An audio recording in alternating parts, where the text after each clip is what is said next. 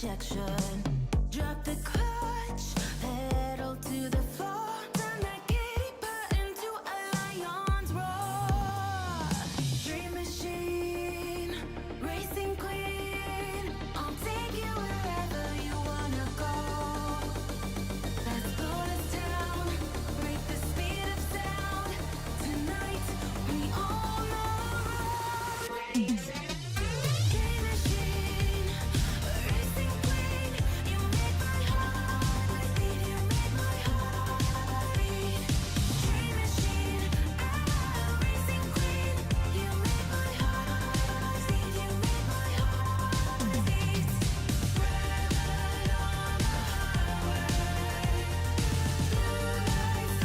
behind me. Dream machine, racing queen. You make my heart beat, you make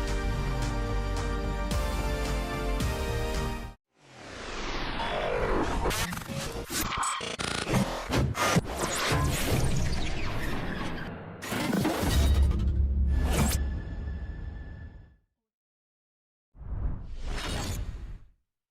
You know, after the last few days, it's been a very busy time in the world of wrestling. A lot of stuff going on. It's been a very eventful 2023 so far. We're not even a full 2 weeks into this year.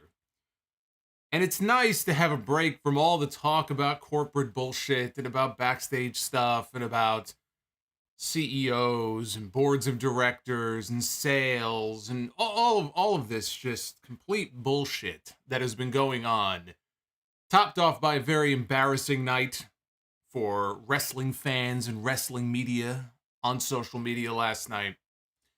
There's a reason you didn't hear from me, because there was really nothing to report on, as it turned out. You guys know why I didn't go live last night.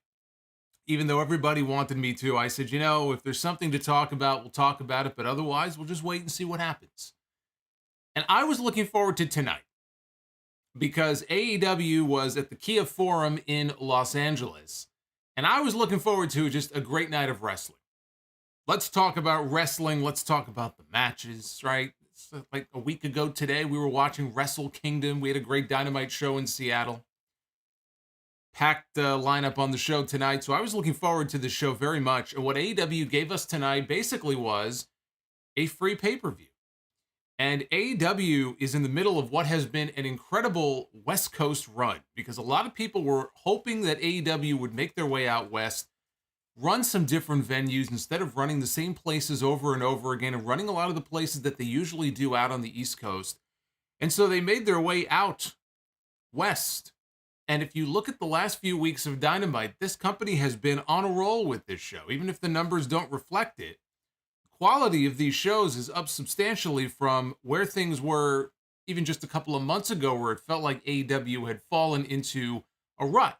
You look at over the last several weeks, we've had these AEW crowds in Seattle.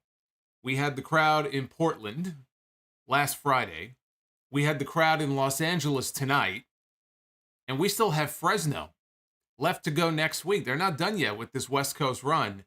And what they gave us tonight was, I thought, overall, one of the best episodes of Dynamite that AEW has ever produced. It was not a perfect show, but top to bottom, I thought this was a fantastic 2 hours of Dynamite that they gave us tonight. We had the, as Renee told us on TV, we had the first Game 7 at the Forum since the Lakers and the Pistons in 1988. This was the best of 7 series for the Trios Championships. This was the final match. This was Escalera de la Muerte. This was the ladder match to crown Trios champs. Death Triangle defending against the Elite. And really, this main event should have been a crowd pleaser no matter which side of the fence that you're on. If you hate the Elite, or if you are sick and tired of seeing these same two teams in the ring together over and over and over again, then you should be very happy, because this was the finale. They're done. No more. No more Elite and no more Death Triangles. So those people should be happy. And if you have been a fan of these matches over the last several weeks, what they gave us tonight was what you would have expected. As soon as they announced that Game 7, Match 7, would be a ladder match, you knew, given the people involved, that this would be 15 or 20 or 25 minutes of insanity, and that's exactly what they gave you tonight. It'd be a miracle if these guys came out of this match unscathed.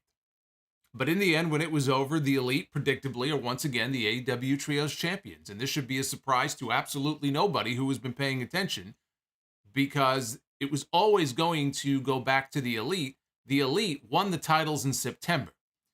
And so whatever Tony Khan had planned for Kenny Omega and the Young Bucks was completely derailed by Brawl Out and all of the drama and the suspensions and everything that came out of that.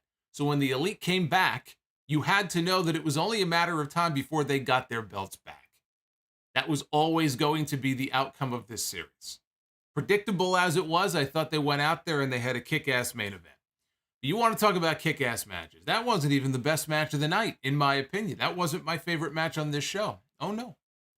No. My favorite match on this show tonight involved Bryan Danielson and Konosuke Takeshita. Now, you heard me last week when they announced this match, because Bryan Danielson now has to win every single week and continue to do so for another 3 straight weeks if he wants to get his 1-hour Iron Man match at Revolution with MJF.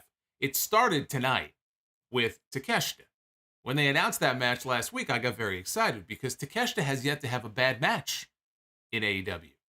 27 years old, the kid's a prodigy, even though he's been wrestling, I think, for like 12 years.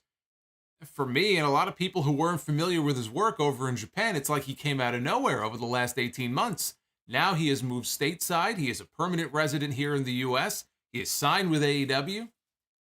And they got big plans for him, and you can see why. When you see him in the ring, you can see why they have big things planned for Konosuke Takeshita. And what better person for him to get into the ring with than one of the best in the world than Bryan Danielson? And you know, this had to be a match that Danielson himself requested. So they worked it into the storyline. Takeshita would be the first obstacle that Danielson would have to overcome to get to MJF. And these two went out there tonight. To be perfectly honest with you, I'm not even sure if MJF and Bryan, when they have their match at Revolution, will be able to top what these two gave us tonight. It's going to be a tough mountain to climb because these two went in there tonight and they gave us a pay-per-view caliber match. Not only that, I would put this match in the same conversation with the best matches that we saw at the Tokyo Dome last week. I would not put this above the Will Ospreay-Kenny Omega match, but this is up there in the conversation. This will be, when this year is over and I'm combing through my list of the best matches of the year, this one may end up getting bumped off, but this is going to be on the list. Then I'm going to have to narrow the list down. We'll see if it makes the final cut. But I'm already keeping track of my matches for the year. And this is a match that I just added to my list. This match was excellent. Excellent. I loved it. Takeshita is a future world champion. Mark my words. We also had Jon Moxley and Hangman Adam Page. These two obviously have had a personal issue on television. The promos between them have been very intense. It all started when Moxley gave Hangman a concussion in their championship match on Dynamite back in October.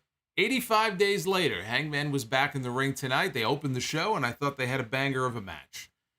With something very rare, Jon Moxley taking a pinfall loss, and that is not something that happens very often. But they had a great match. The women had their tag team match tonight, Saraya and Toni Storm taking on Britt Baker and Jamie Hayter. And here I was thinking the whole thing was a swerve, and that we would have Shida come on down. She would attack Toni Storm, take her out of the match, and we might just see the debut of Mercedes Mone here in AEW, coming out to save the day, but there was no Mercedes. Mercedes did not drive into the Kia Forum. I heard that she got a flat. She's on the side of the road somewhere. She didn't make it to the show tonight. The Jericho Appreciation Society had a promo segment. Honestly, that was the weakest thing on the entire show. That easily, out of all the segments we had tonight, was the weakest one. But you're not going to find very many weak points on this episode. This really was. This was one of their best and strongest efforts. And it always helps to have a very loud, energetic crowd. You know, I've complained a lot recently about these WWE crowds, you know. Occasionally they'll be in a city where, especially on SmackDown, where they'll have a really lively crowd. And a lively crowd can make everybody on the show feel over. We haven't gotten a lot of that recently with WWE. You see a lot of people sitting on their hands, and it's kind of annoying to see. which is why it's been especially noticeable, these really energetic crowds that we've had on Dynamite, where it seems like almost everybody on the show is over and gets a big reaction when they come out, and it makes them come off as bigger stars that way. Most of the people on this show tonight were super over here in LA, but just I thought an excellent show overall. This is your AEW Dynamite review. Yes, I'm going to get to Adam Cole. He's in the thumbnail. You don't think I forgot about him now, did you? I'm going to talk about him. I was saving him for later, but now you've spoiled everybody. Yes, Adam Cole is back, everybody. I was going to mention him, but I may as well mention it now. Adam Cole is back, and he's a babyface. But we'll get to that. This is your Dynamite review here for January 11th, 2023. Thank you to Dr. Dakota Scorpio, by the way, who just gifted a channel membership to B. I guess that's the person's name. It's just B. Is it Famous B? Could it be Famous B from Lucha Underground, who I know was a fan of the sound off? I don't know. Wherever Famous B is, I hope he's doing well. But thank you, Dakota. Yes, you can gift channel memberships to people. I know a whole bunch of memberships just expired over the last few days. So, by all means, if you want to join, if you want to gift to somebody else, you're more than welcome to do so. But I mentioned that today is January 11th, and that date is important because it was 30 years ago today, and I do think I should mention this really quickly right now, because today is 30 years to the day that Monday Night Raw debuted on the USA Network back in 1993, live from the Manhattan Center in New York City. I was not at that show, although I happen to know a couple of people who were at that show.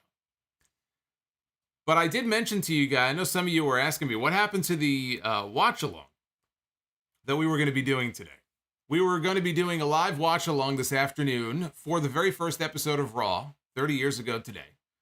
And I was all queued up and ready to go yesterday. I was looking forward to a watch-along, and then, of course, the wrestling world went to shambles. And all anybody wanted to talk about is a sale that apparently isn't happening and all of the other nonsense going on with WWE. And so I thought, you know what? Even though that news turned out to be false for the time being, all anybody is going to want to talk about and ask questions about is something that has nothing to do with Monday Night Raw from 30 years ago. So we didn't do a watch along today. We're going to do it next week. It will still be 30 years next week. It's fine. We push it back 1 week. WWE is not doing their 30th anniversary celebration until the week after, so we're good. So keep an eye out for that. We are going to be... And you can see this will be the thumbnail to look for next week. We'll do the 30th anniversary of Raw Watch Along then. And if you are a channel member, you will be able to chat and interact with me live. Everybody can watch, but members only chat. It's going to be members only chat for that watch along next week. So hopefully you guys will join me for that. I am going to have a lot to say this weekend, as you would imagine, about the news about Stephanie McMahon resigning from WWE altogether, not just as co-CEO, but a board member. She's gone. She's like, peace out. I'm out of here. And you cannot convince me that that is simply because, well, you know, I wanted to take a break and I was, you know, every time I think I'm out, they pull me back in. So I agreed to come back. And now I'm a little tired. I think now I'll go back home. Now's a good time. It just so happens that when my father is back, you know what? I think it's time to go home. Let me remind you all that today is Wednesday. WWE had a call, or actually not a call really, but an all-staff, all-hands-on-deck meeting on Friday, less than a week ago, where Nick Khan made it very clear that the entire management team was still here and not going anywhere, and that included Stephanie McMahon. What happened in these 5 days? I don't buy it. So we'll talk about that. There may be more news coming out. Who the hell knows about this whole sale situation, but again, it didn't make any sense for me to go live earlier today because we didn't have all the facts. Other people want to go live and they want to talk about stuff without the facts. Be my guest. I'm waiting until we have more of the facts and there's an actual story to cover. So there you go. But I'm sure we'll have plenty to talk about this weekend. Subscribe, drop a super chat. I will be reading them later about whatever, whether it's WWE, AEW, drop them on in. And hit the like button on this video so it can get us into the recommended. And if we can hit 400 likes, we will be the booker a little bit later on here in the stream. Bliss Fan was just gifted a membership by our boy, Dr. Dakota Scorpio. So hopefully Bliss Fan will blissfully thank Dakota for that. That was very nice of him. I want to give a shout out to Tomas, who I believe is hanging out in the chat. Tomas, raise your hand if you are here. He officially graduated as an online designer. So Tomas is a regular in the chat. Everybody congratulate him. Congrats on your graduation. He wanted to share the wonderful news with all of us here in our little community here. So shout out to him. So let's get right into this show here, because we started out hot. We had Jon Moxley, the former AEW World Champion, making his way through the crowd again. 85 days later, Hangman Adam Page, back from his concussion, back in the ring. We opened the show here. This would have been, if AEW had monthly pay-per-views, this would have been a pay-per-view match. Instead, we opened the show with it here tonight. Funny enough, the last time we saw Hangman in the ring was against Jon Moxley. Justin Roberts was back tonight. He was back on the stick. His mother has been ill, very sick. I don't know with what, but apparently she is doing better now, and she has been allowed to go home to continue her recovery, which is very good news. So the bell rang, and we got a hockey fight. The bell rang to start this wrestling match, and a hockey fight broke out between these two. Moxley could not get an arm bar, so he hit a series of released German suplexes. Went for a lariat. Hangman turned it into an exploder. At that point, Moxley knocked Page off the apron as he was setting up for an early buckshot lariat, and Page slammed into the barricade. Now, the barricades are a little bit thicker than they used to be. They're kind of like the WWE ones, but not really. The WWE ones are like the hockey barricades. They're a lot thicker. It's not exactly like that, but they're definitely thicker than they were before, and now they're covered in the AEW Dynamite signage. So it's got the AEW logo on there. It's got the red and blue beams, right? That's part of the new color scheme for the show. I actually think it looks really nice, and it freshens things up. You know, they freshened up the set and other aspects of the show, the graphics and all that, but it's good to have that, you know, at ringside there. So I thought that looked good. If I have one critique, and it's not like they started doing this week. I've noticed them doing this actually most weeks. I wish they wouldn't darken the crowd so much. Now, I suspect the reason they did that tonight, you know, they're in a big venue like the Forum. I don't know what the capacity of the Forum is. It's probably close to 20,000. They set the building up tonight for about 10. I think they had between 8,000 and 9,000 people in the building. So it was not sold out. It was pretty packed, but it was not sold out. And my guess is they just wanted to hide some of the empty seats in the crowd. But I just think the show looks better when you have a crowd like that. You know, they had a lot of people in the building. Light that shit up.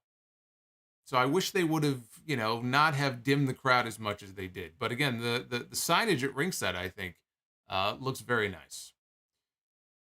So Moxley went out to the floor, and he got wrecked with a lariat. Page put him back in the ring. Moxley, though, came back with a King Kong lariat of his own that took Hangman inside out. That was the same move that concussed Hangman in their last match. So they played off of the injury spot. This time, though, Hangman kicked out, and they went to picture-in-picture. You know, Cody, that's a great point. Cody wants to know, how can YouTube not allow people to gift subs on mobile? I believe you can only do that on PC, and I don't know why. That's a very good question. I don't know why. Perhaps we should find out from YouTube. Page got a fall-away slam coming out of the picture-in-picture. Moxley, though, got back to his feet first.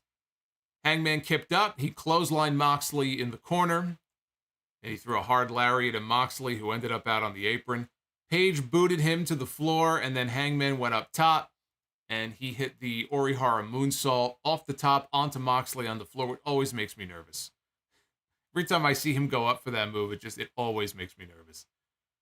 Threw him back inside, and Hangman set up for the buckshot. So he flipped in to the ring, tried to go for the buckshot lariat, but Moxley avoided it. He got the Death Rider for a near fall. immediately transitioned into the hammer and anvil elbows, sank in the bulldog choke. He couldn't flatten his body completely, and so Hangman held on for a little while. Moxley gave up the hold. He ended up delivering a pile driver. Hangman kicked out at 1. Crowd was chanting for Page, so Moxley decided to flip everybody the double bird. He don't give a fuck. He don't care. Flips him the double bird. Hangman came back with a dead eye, dropped him right on his head. But Moxley was back up to his feet first. So again, Hangman hits the dead eye. He drops this guy right down on top of his fucking head. Moxley makes it to his feet first, and then stumbles over towards Hangman and delivers a curb stomp, and then collapses on the mat. Now both men are down. I did not like that. I know that was his way of, that's kind of the delayed sell, but I didn't like that. And we see that sometimes. We see that in both companies, other companies. Somebody will take a big move. They'll pop right back up. Maybe they'll throw a clothesline. Then they do a double down. Both men are down. But Moxley had the wherewithal to hit a curb stomp and then fall down. I just thought that was dumb. The two got up. They traded headbutts. And then open hand palm strikes. Hangman landed a lariat and then connected with the buckshot lariat. And he pinned Jon Moxley. And the reason why that is a big deal, it is something that we do not see very often on this show. When you have somebody in Jon Moxley coming into this match tonight who has a singles record in AEW, 67 wins and just 6 losses.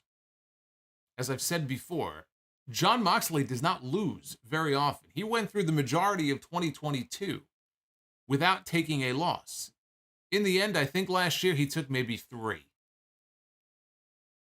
2 or 3 at the most. Pinfall losses, singles losses in the year 2022.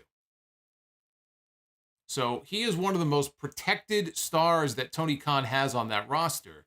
So if somebody goes in there and pins him clean in the middle, then that's a big deal. It feels like a big deal because he just does not lose very often. So that was a huge win for Hangman. Paul Turner checked on Moxley after the match, called the doctor into the ring to check on him.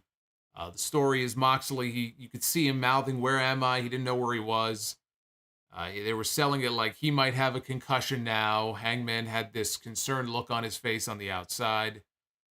After the ad break, Excalibur said that Dr. Sampson helped Moxley to the back to be evaluated.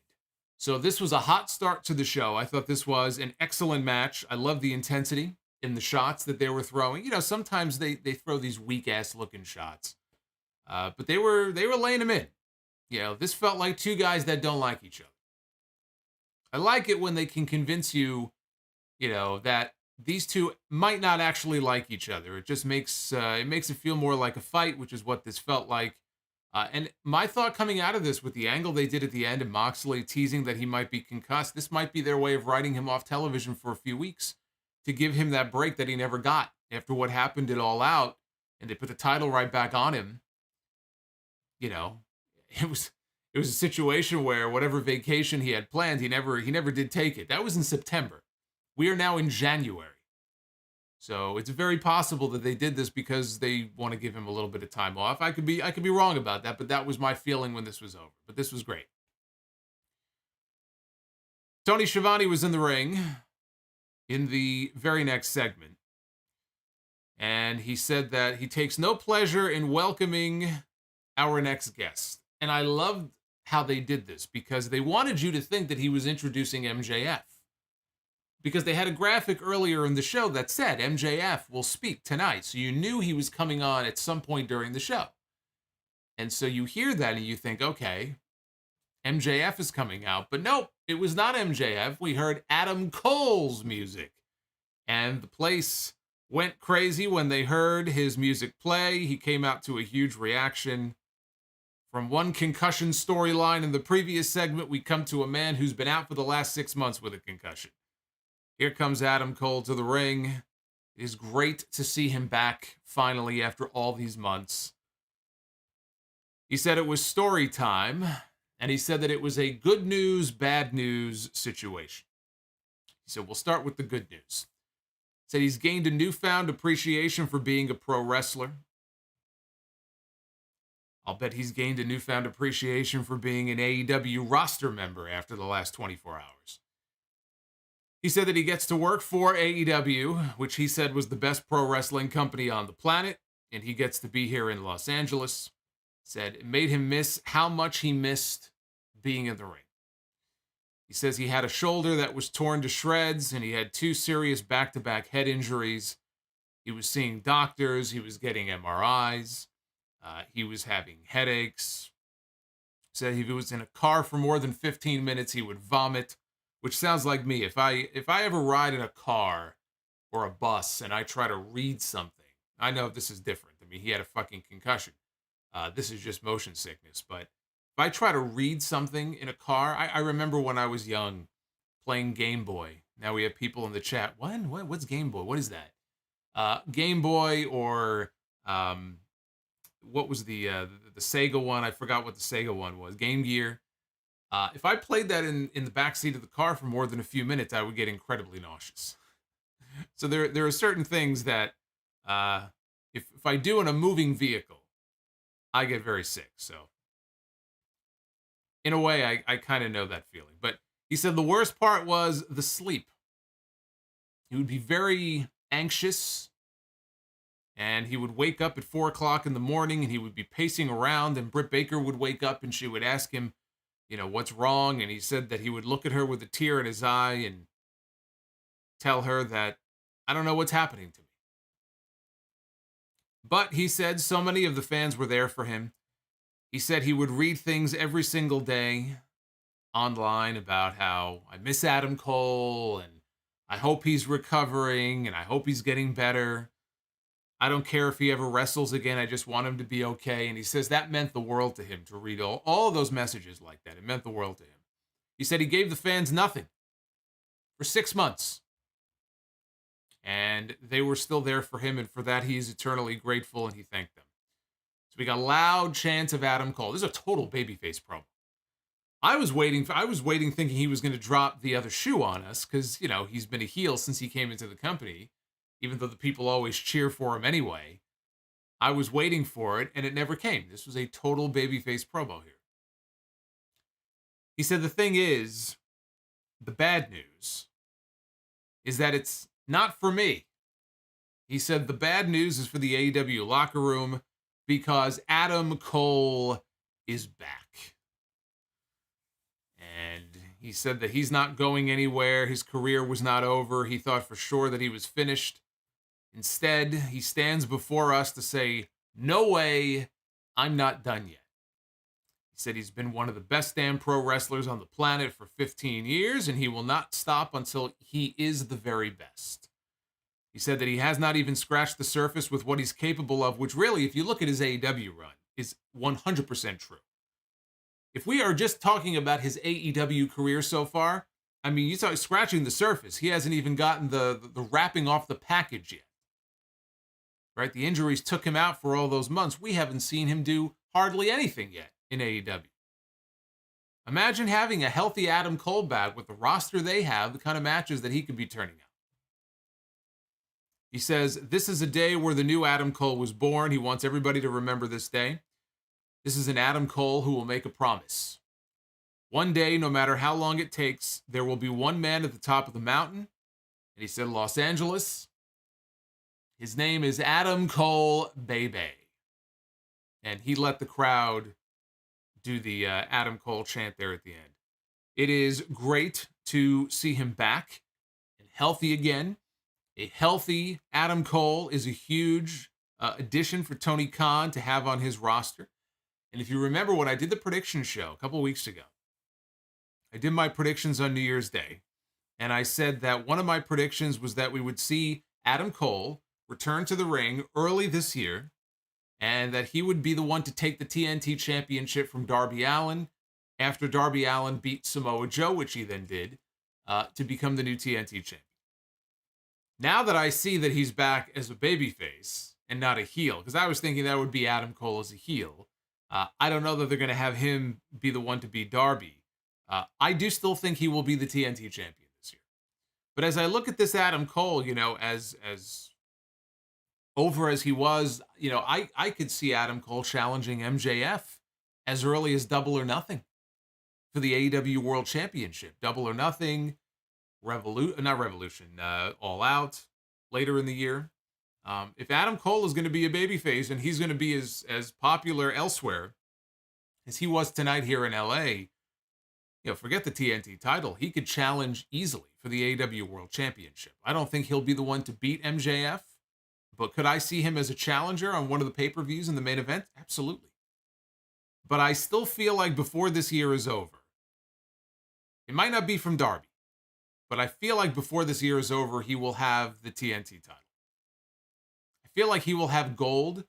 I just don't think he's going to be the one to take it from MJF. I see MJF holding it for the entire year. But it is great to see him back.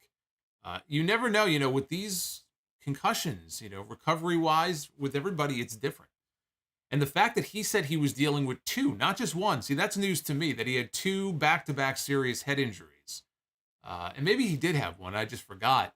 But that's even worse. So you never really know how your recovery is going to go with these things. So to see him back, and if he is 100% now, which I'm sure he is, or else he wouldn't be back, that is a great pickup for AEW.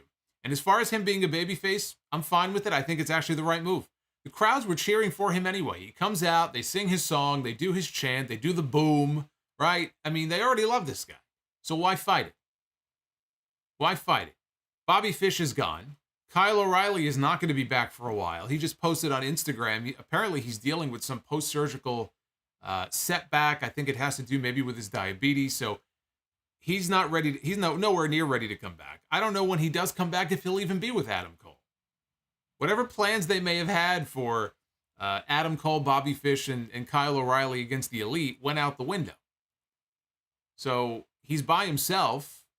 Let him have a babyface run. The guy is super over. I think that's a great idea. We had a backstage segment with The Acclaimed and Billy Gunn. Max Caster said that on Friday they're going to be among some of the biggest names in showbiz history, and he listed some of the names. Anthony Bowens cut him off and announced that they were going to receive stars on the Hollywood Walk of Fame. All I can say is that Max Caster's rap on Friday is probably going to be enough to make that show must-see all by itself. I thought maybe they were going to be on the show tonight. We'd get a rap, but apparently they're saving it for Friday. We had Jungle Boy and Hook, or as they were calling them, Jungle Hook, taking on Lee Moriarty and Big Bill with Stokely Hathaway. This was all about one thing. This match was all about the big spot that they had been building to and teasing for the last few weeks, where Hook was trying to get Big Bill up for some sort of suplex, and Big Bill would stuff it. Big Bill, of course, is twice this kid's size. So that's really all that this was about, building to the big suplex spot. Could he pull it off? And that's what they gave us here. But before we got to that, there was a hiccup. Call it a botch, call it a hiccup, whatever word you want to use. There was a moment early in the match where Hook went for a sliding drop kick, a basement drop kick to Big Bill. Big Bill was on the outside. He had caught Jungle Boy, who was doing a suicide dive, and he was about to choke slam Jungle Boy. He had Jungle Boy up. He was about to choke slam him on either the floor or the ring apron. Bill had to stand there and wait. We couldn't see. The camera was not on Hook. But here comes Hook with the sliding drop kick. Well, unfortunately, the drop kick sort of died before he could actually connect with Big Bill. Big Bill sold it anyway, and on we went. So that didn't look too good. Eventually, though, Jungle Boy, they got the heat on Jungle Boy the entire break. Jungle Boy finally makes the hot tag to Hook. And this crowd in LA they were hot for Hook. He gets into the ring. He's throwing Lee Moriarty all over the place. Big Bill comes in to put a stop to it. And finally, here we go. Hook has no fear. And he goes face to chest with Big Bill, who is every bit of 7 feet tall. Hook I mean, I don't know. What do you think Hook is? 5'6", maybe? I've never met the kid. I don't know. I'm not really good with trying to tell through the TV, but I mean, he can't be more than probably 5'7", 5'8" at the most, right? He's not nearly as big as Big Bill. He tries for a T-bone. He tried to T-bone this man. Big Bill stuffed it. He tried again. Big Bill stuffed it. Finally, he got the big man up for the T-bone, and whoosh, right over his head. He sent him for a ride. The place exploded. They've been teasing this spot for weeks. This is what people wanted to see. This is what I actually, when they were teasing Wardlow and the stuff with Satnam Singh, you go back to last fall, it looked like they were building to Wardlow giving Satnam Singh a powerbomb. And another botched use of Wardlow. They're teasing that spot. We never got it. Probably because they don't trust Satnam Singh to take a powerbomb or any kind of real bump. But here they gave us the payoff. And that was the big moment of the match. The fans loved it. Jungle Boy got the snare trap on Moriarty, who tapped out. So that gave Jungle Hook the win. There's really nothing memorable otherwise about this match. It was all about that one spot. And they gave the people what they wanted. They put the young guys over. They put the over guys over here in this match. And that's really all that this needed to be. And the fans, they love Jungle Boy and Hook. Oh boy.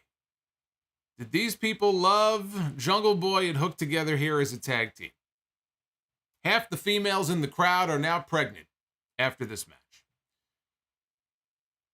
We had Renee Paquette in the back to interview Orange Cassidy, Danhausen, and Golden Globe Award winner Paul Walter Hauser.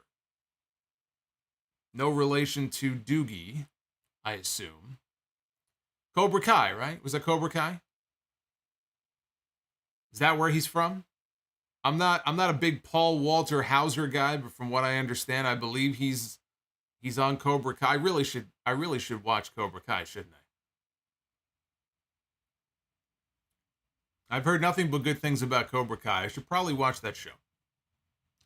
Anyway, he said he's a big fan of AEW, and he brought some hardware with him from the Golden Globes. It was in a case, but he said he was going to wait to show it off to us until Rampage on Friday.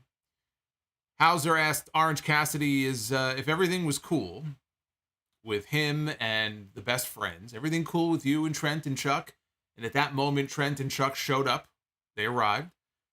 And they all agreed that they were good, which, of course, in wrestling speak means they're very much not good. And they all posed together with Renee to end the segment. And that was that. Then we got to my favorite part of the show. Bryan Danielson, one-on-one with Konosuke Takeshita, the Japanese phenom. Takeshita entered first, but before Danielson could make his way out, we heard MJF's douche music, the douche anthem. And he comes walking out. He's got his big Burberry belt around his waist. He's got a mic in his hand. He makes his way down to the ring. He looks at Takeshita and he says, "Konnichiwa." He says he sees on the internet how all the fans think he's a big deal. He goes, "I haven't seen a lick of your stuff because when I watch these shows back, I fast forward through most of it to get to my part. So I haven't seen any of your shit." He tried to clarify the pronunciation of Takeshita's name. He wanted to make sure he pronounced it correctly. He referred to him as Takeshita. That is not the correct pronunciation. I will correct him on that. It is not Takeshita. That's what he called him. And he asked him to try to not take one in his pants because he really needed him to win this match against Bryan Danielson. Takeshita said some stuff to him in Japanese. MJF then pulled a Disco Inferno and says, "Here, we speak American." And Takeshita shot back with, "I said, kiss my ass." And everybody cheered. MJF didn't like that. He told the referee to get Takeshita out of the ring so that he could address Bryan Danielson. And he looked in the camera and he cut a promo on Danielson for the next 5 minutes. He called himself the real Iron Man in AEW because he's all about pinning shoulders on mats and banging rats, which is a line that we have heard from him before. He said that there were celebrities in the house tonight. He pointed out Ken Jeong, Dr. Ken, who was in the crowd. And he said that Ken's role in The Hangover is what he's most known for. Of course, he mentioned that movie came out 20 years. Has it really been 20 years? It can't be that long. When did The Hangover come out? Probably like 15 years ago, right? It can't possibly be 20 years for The Hangover, right? He brought up his Dr. Ken show on ABC, and then he acted, oh, I forgot, that's right, that show got canceled. So he was really healing on this guy. Then he said, let's see who else. We have Freddie Prinze Jr., who is working on starting up his own wrestling promotion. I don't know what the status of that is, but Freddie is supposedly trying to start his own company. I think he wanted Karrion Kross to be his champion, and that didn't obviously work out.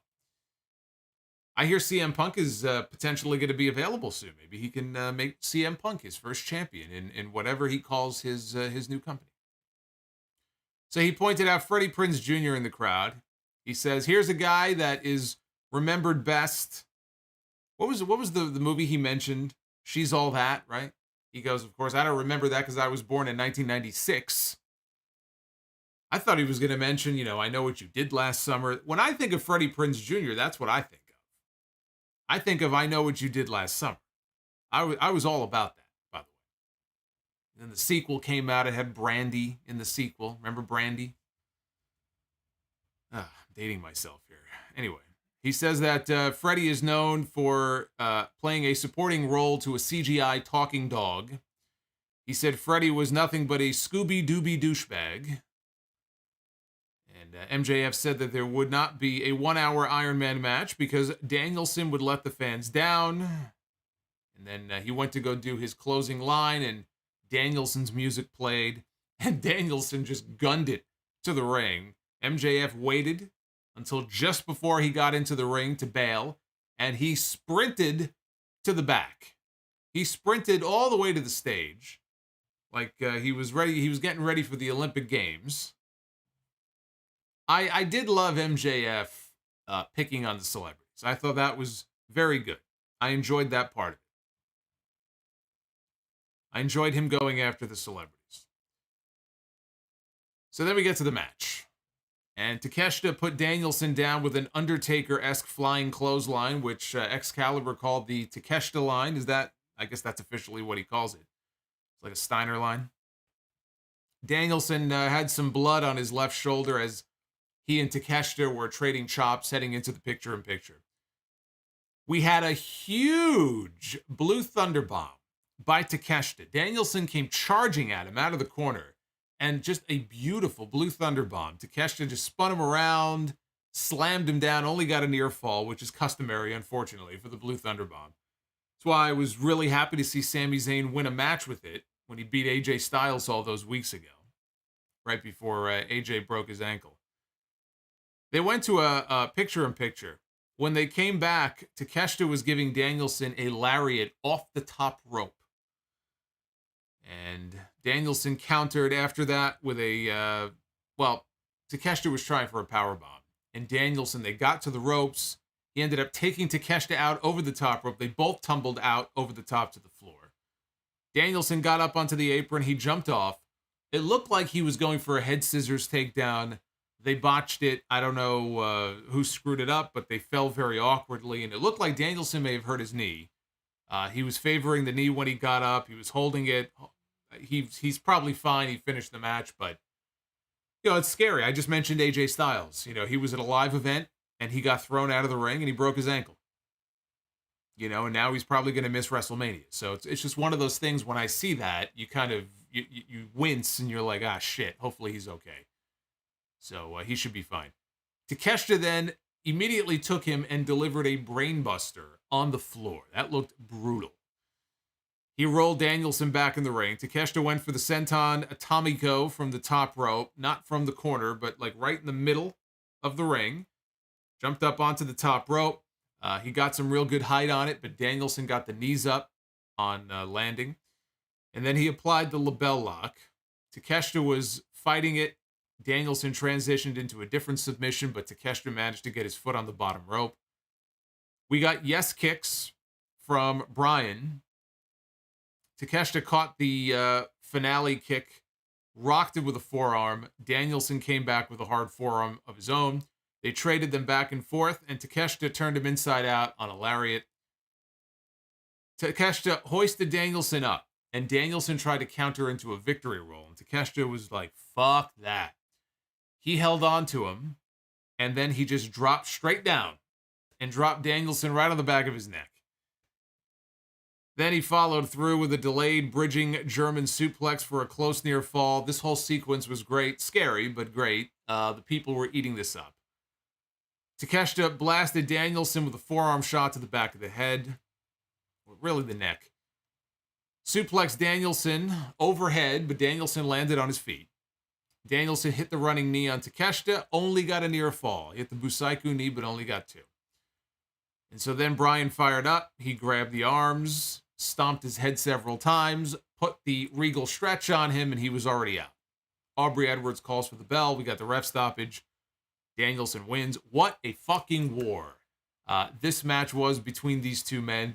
And as I said at the beginning, this is up there with the best matches that we saw at Wrestle King. I thought this was a solid 4 stars. 4, you want to go on a star scale? 4, 4.25. This was great. I love this match. The only thing that ruined it, there was the one botch when whatever Bryan was trying to do off the apron. But it was the commercial breaks, which again, they're unavoidable when it comes to television matches. One good thing, I guess, about the Iron Man match is that it's going to be at Revolution and not on TV. But the breaks really do kind of kill the vibe there. But that aside, I thought this was great. I think Takeshita is in for big things in his future. It sounds like Tony Khan feels the same way. They've been doing an angle, very subtle about it. Nothing on the show tonight about it. But Don Callis has been scouting Takeshita. He would have matches on Dark. Callis would show up, watching, scouting. He was watching Takeshita again at the PWG show. At the Battle of Los Angeles the other night. Somebody actually posted footage on Twitter. Some fan, I think they were at a basketball game. Basketball or hockey, I forget which one. And it was just a fan. This was not filmed by AEW or anything. And they spotted Takeshita and Don Callis together. And they actually had uniforms on with their name on the back. And they were on the concourse somewhere, like, looking at some of the merch. They were buying something at the merchandise stand. Unless this is some sort of guerrilla type thing that, AEW was filming to make it look like a fan did it. But I kind of like the idea that it's just, if it was just a fan who happened to catch that they're sending these two guys around like that, if that is what they're doing, to make it look as if there's something going on there, that he is recruiting him or scouting him in some way. So there's something going on there. But clearly AEW has, big things in this kid's future, as they should. But I every match I've seen him have, I have yet to see him have a bad match. Every match he has, no matter where they are, no matter what city they're in, no matter how big or small the crowd might be, the telltale sign of a good wrestler, in my opinion, is if they can go out there, regardless of where and when and the circumstances, and every time they go out there, they have the crowd, by the end of the match, they have the crowd eating out of their hand. This kid gets a reaction. People that, they may not even be that familiar with who he is. And it's not like he's known to be a big promo guy, although he is working on his English. He just goes in there and has great matches, and the people appreciate him for it. So they have something with him, and, look, WWE's loss is AEW's gain. It sounded like he didn't want to go there. He wanted to go to AEW. He made that very clear. They gave him an opportunity. He was very grateful for that. And I think that he's got big things in his future. We had Juice Robinson in the back with Renee, and Juice challenged Darby Allin to a TNT Championship match on Rampage coming up this Friday. It was a Dodgers game, says Del Fuego. Okay, maybe that's what it was. Wait a minute, Dodgers game? How could it be a Dodgers game? I'm pretty sure it was new footage. It would not be a Dodgers game. Anyway, Juice challenged Darby to a TNT title match on Friday. Since Darby is doing this open challenge and he's so giving, he's giving out title shots, he wants the next shot. We had Saraya and Toni Storm taking on Britt Baker and Jamie Hayter. And before we get into this match and the rest of the show, I just want to thank everybody who is joining me here tonight for our weekly Dynamite stream. We are close to our likes goal here for later, so do hit that like button. I appreciate that. All the super chats, you guys are great. I appreciate the love. We'll hang out here in a little bit. Clippers. People are saying it was the Clippers. Yes. Joey says Dodgers. What's he talking about? It was like, unless you know something I don't. Pitchers and catchers haven't even reported yet. I don't know what Dodgers game you're talking about.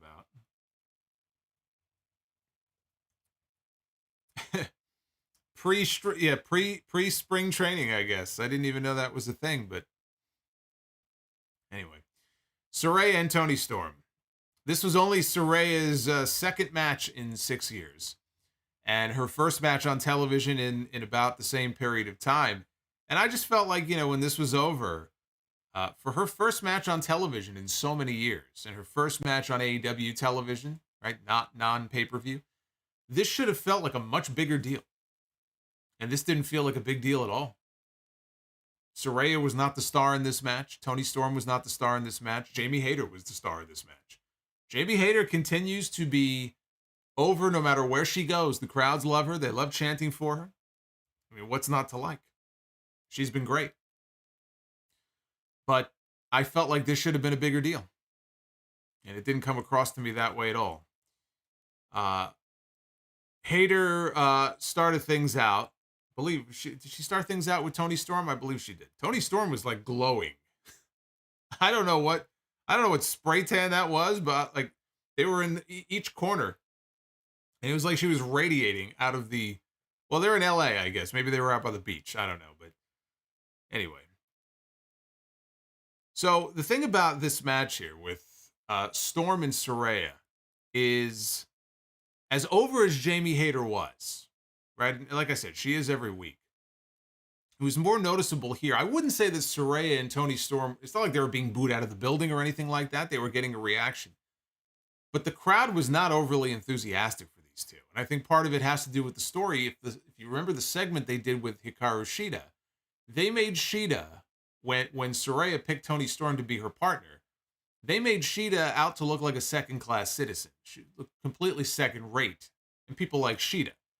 So I wonder if that was part of the reason why maybe the fans were not, or at least it didn't sound that way to me, why the fans were not as up on these two as they should have been. So it was Saraya who took the fight to Jamie Hayter. Hayter blocked the double suplex from the baby faces and then took them both over with one of her own. Storm was set out to the apron where Britt Baker laid her out with a spinning neck breaker off the edge of the ring. Hayter and Baker took turns slamming Storm and Saraya into the guardrail. And here comes Hikaru Shida. Angle alert. Here comes Shida down to the ring with her kendo stick as they went to a break. Storm was isolated throughout the break until Saraya made the tag. She ran wild. Britt Baker tried an air raid crash, but Saraya countered with a knee to the face. Storm hit sweet cheek music on Baker in the corner and locked on a clover leaf. Jamie Hayter, though, booted Storm in the face to break the hold. Britt hit an avalanche air raid crash, and Toni Storm managed to kick out. Storm fought back with a German suplex and Storm 0, but Britt Baker saved her partner. So at this point, the match broke down. Baker dropped Saraya with a spinning butterfly suplex. Storm and Hayter, they were slugging it out back and forth. Rebel took the referee. So now the referee is distracted. Shida takes her kendo stick and she slides it into the middle of the ring. I guess with the idea that she was doing that for the baby faces. Britt Baker, though, took possession of the kendo stick instead, and she smacked Toni Storm in the back with it, which allowed Jamie Hayter to hit the Haterade for the win. And they cut to Shida, and she had this shocked look on her face, like she didn't intend for it to happen. But based on the way she was treated last week, was she? Was she really shocked? Right? That's the story now coming out of this match. Who did she intend the kendo stick to be for? This is going to be part of the story now that they're going to be telling. The big story, of course, is that there was no Mercedes Moné. There was no Sasha Banks here on this show, as some people thought there would be. At the beginning, if you remember, I didn't think that the mystery partner was going to be her. That was weeks ago. And then I came around to the idea when I heard her make those comments at the post-show press conference last week in Tokyo, that this was the first stop on her world tour, and Japan got me first. And when I saw what they did on AEW television last week, and they had Britt Baker, or maybe she did it on her own. Britt Baker made the comment. She called herself, the boss, or she used the word boss. And then I changed my tune. I said, well, seems like Mercedes is going to be coming in, right? Even if just on a limited deal, it looks like maybe they'll do an angle where Shida will take out Toni Storm, or Toni Storm will, be injured during the match. And now Saraya, it's a handicap match and she needs help. And here comes Mercedes. But there was no Mercedes Moné. It was all along just the case where they were going to go with Toni Storm. And Toni Storm is the one who made the most sense. And I said, if Mercedes is not going to be on the show, Tony Khan had to let the people know at least the week before. He could not wait until tonight and have it be a mystery partner and then just send Toni Storm out. So, Tony Khan didn't do anything wrong in that regard. I mean, he did make the announcement last week that it was going to be Saraya and Toni Storm as tag team partners. But what I don't understand is why in the world you would have Britt Baker use that boss line if Mercedes was not coming in. You had to know that is the first thing that people were going to think. Now, that may have just been Britt Baker feeding into the rumors, haha, I'm going to have some fun with it. But I think that's pretty stupid, because you are going to end up with people who heard that and go, oh, maybe there is something to this, right? I thought it was bullshit, but hey, maybe I'm wrong. Maybe she'll be there. Well, she was not there. Now, that doesn't mean that she still can't come in. She could very well still come into AEW at some point. Doesn't mean that she can't come in just because she wasn't there tonight. I don't see there being another really big Dynamite show like this for a long time. Maybe not until the Arthur Ashe show in September. So I think if she were to come in, it would have to be on a pay-per-view. And keep in mind, they have Forbidden Door. They're going to do a Forbidden Door 2, right, in a few months. So if Sasha is still working with Stardom, and I think there will be Stardom influence on the show this year, who knows? Maybe she'll be on an AEW show as a New Japan / Stardom representative, right? You never know.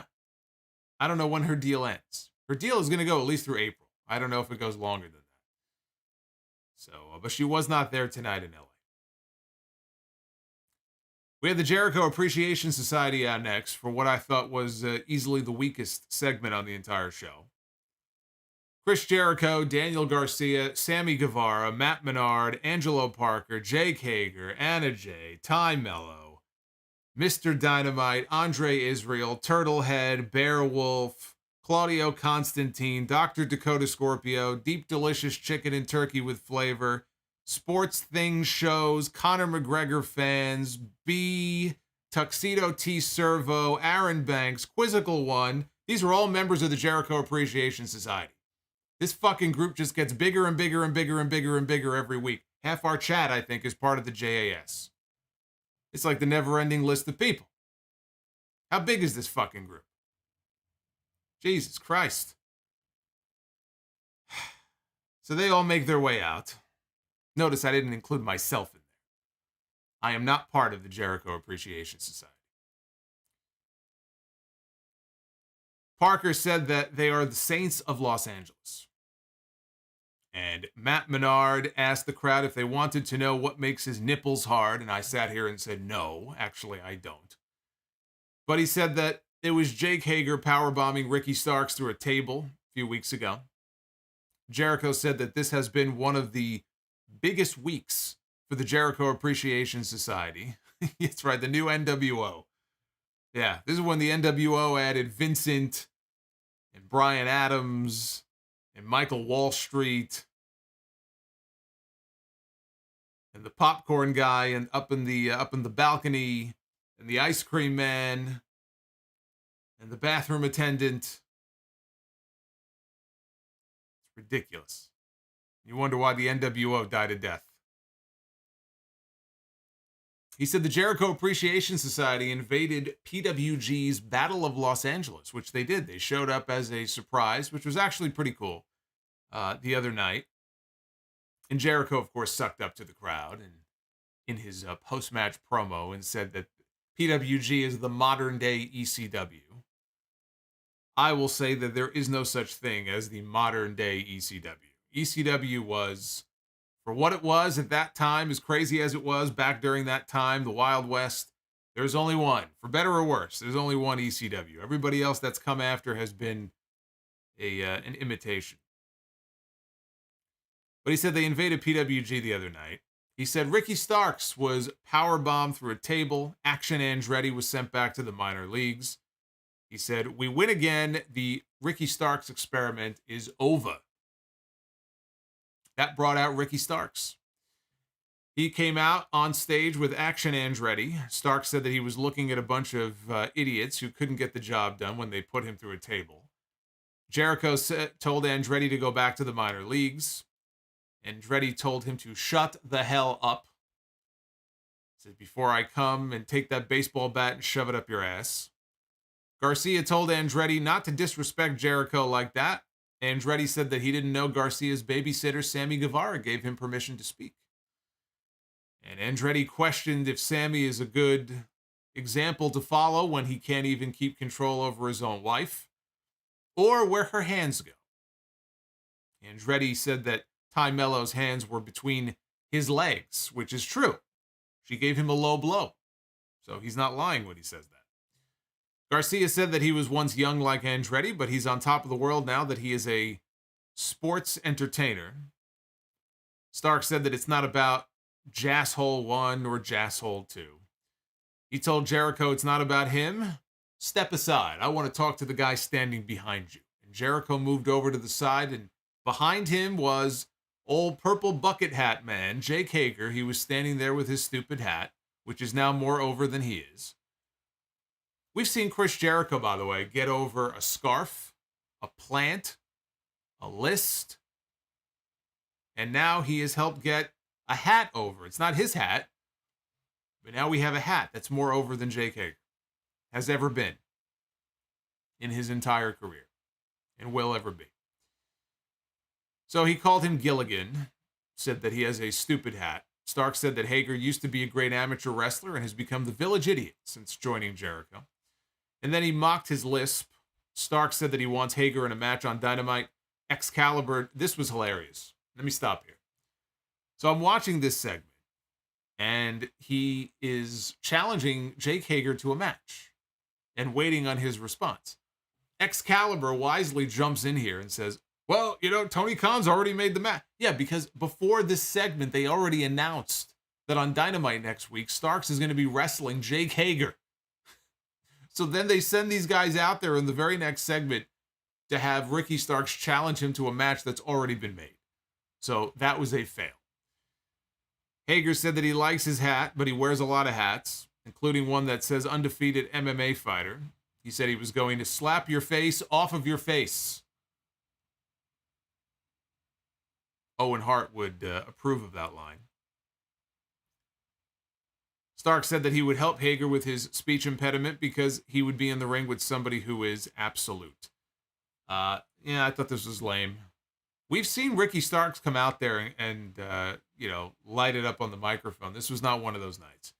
I also thought this ran longer than it needed to. This was right before the main event.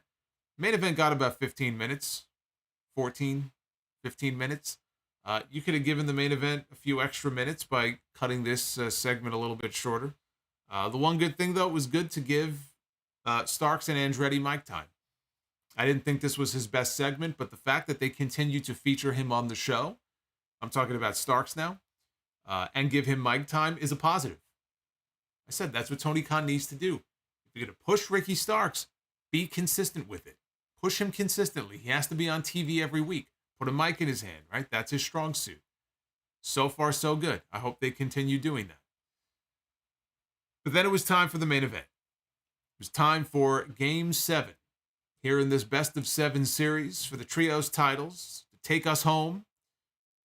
With all 3 championship belts hanging above the ring, even though to win, you only had to pull down one of the trios titles.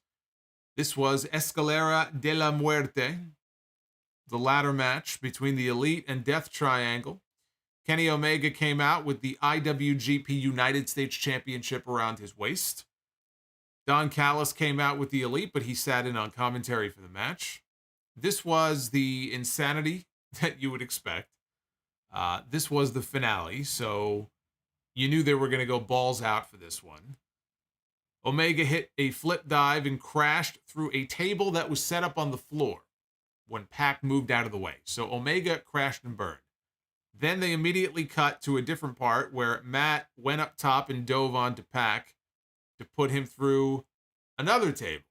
This was all before the picture-in-picture break that this happened. Matt Jackson later on backdropped Penta onto a ladder that was laid out across the bottom rope. Phoenix then performed a Hurricane Rana that sent Nick Jackson off the top rope, crashing down onto the same ladder, or at least his legs did. Pac set up a ladder, made a play for the belts. Omega, though, returned to the ring and stopped him. Pac then hit a Poison Rana on Omega. Penta and Phoenix, they hit a Spike Fear Factor on Matt Jackson. Phoenix then dove onto Nick on the floor.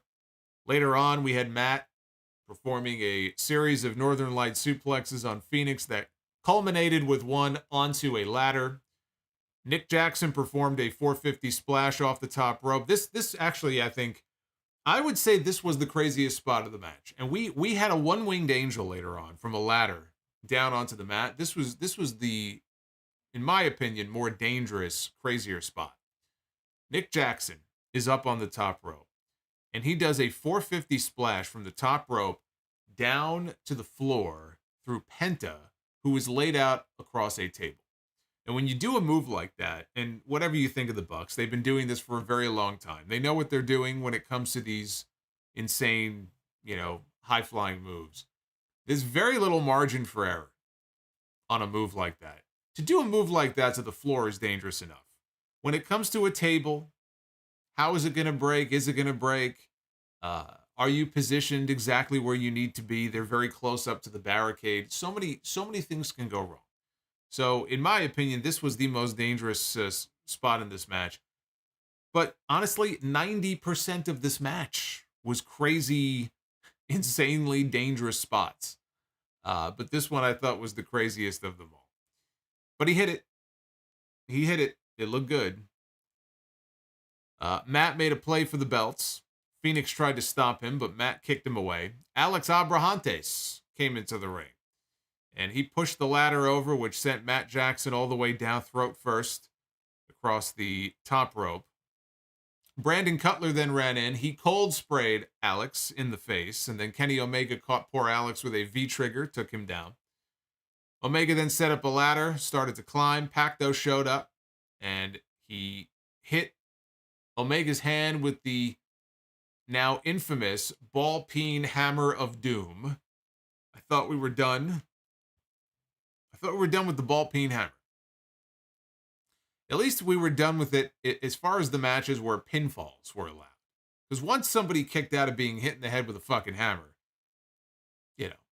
where do you go from there, right? But I guess in this match, there were no pinfalls. So hit him with the hammer. They ended up at ringside where Pac performed a Falcon Arrow on the floor. Pac returned to the ring, made a play for the belts. Matt followed on the other side of the ladder. There was a ladder wedged over the top rope through the ladder that was standing.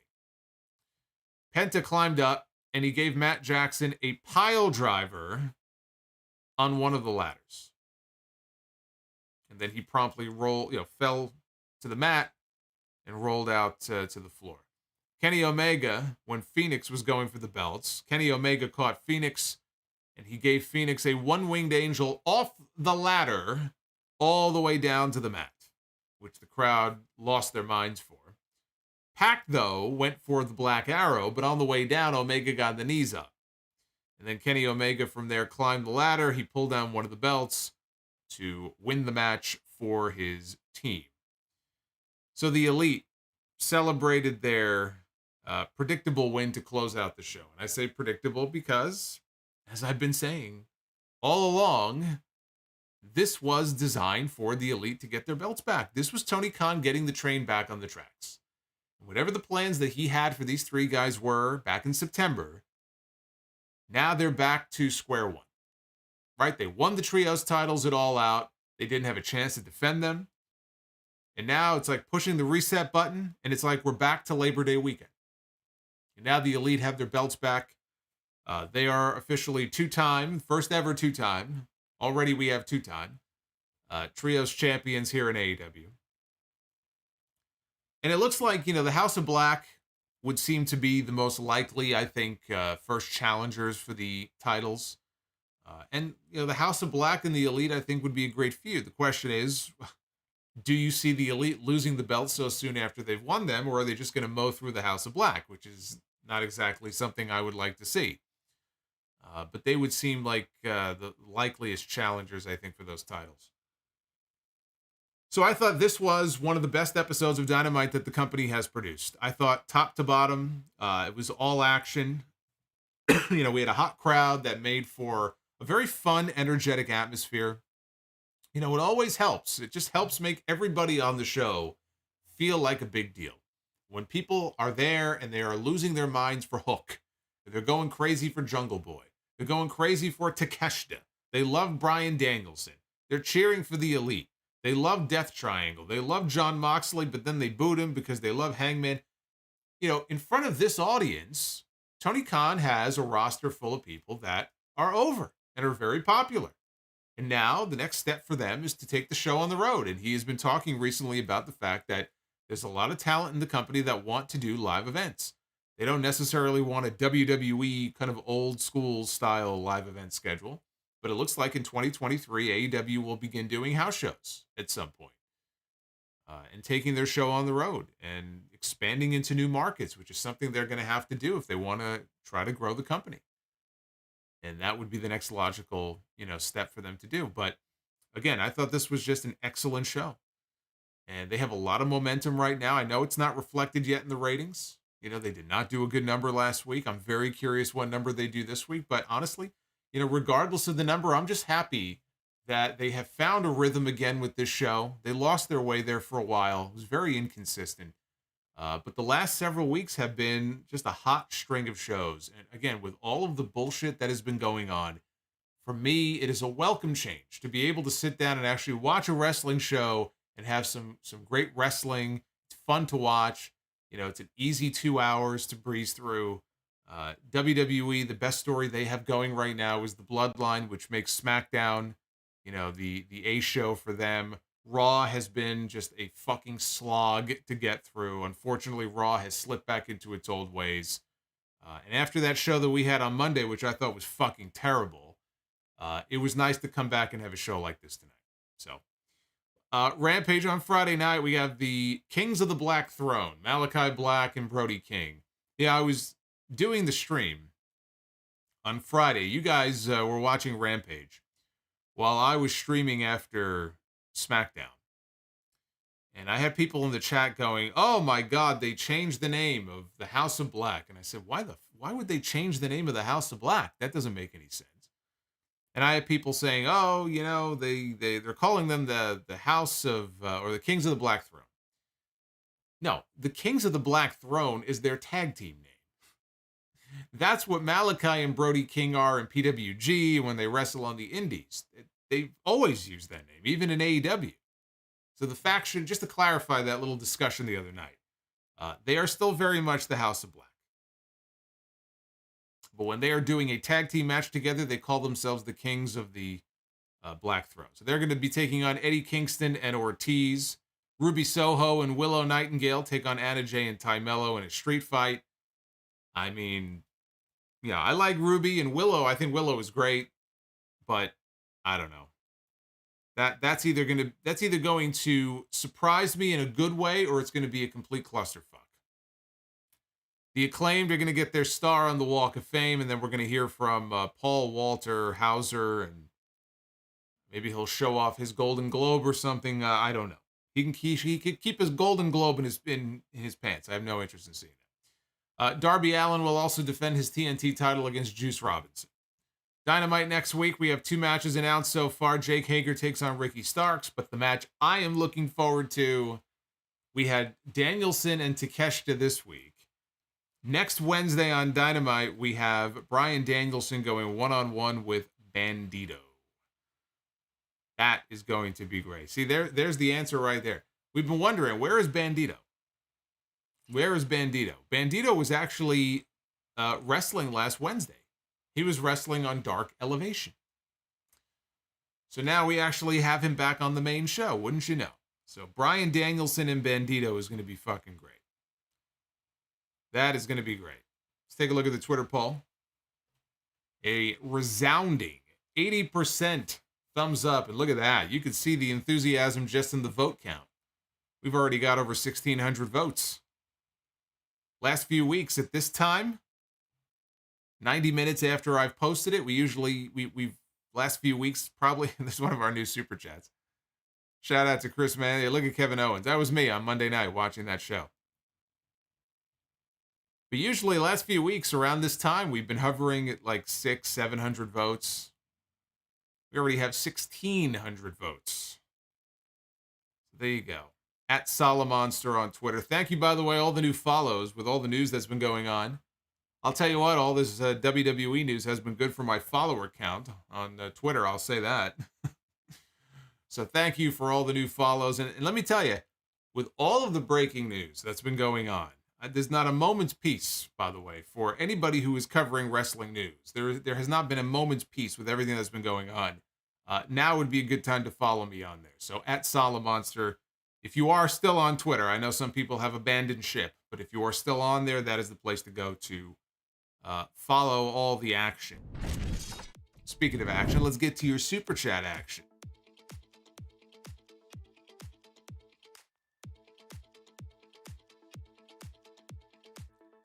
Let us get to your super chat action here. Action Jackson. Was that poll? Was that the poll from last week? I thought that was the new poll that I put in there. Did it not copy over? Oh, you might be right. That might have been showing the poll from previously. I thought that the new one was put in there. Maybe it didn't copy over. May says, I hate Twitter. It's the platform that you love to hate, right? I'm just checking to see if what you guys are saying is true. I will give you the accurate poll results.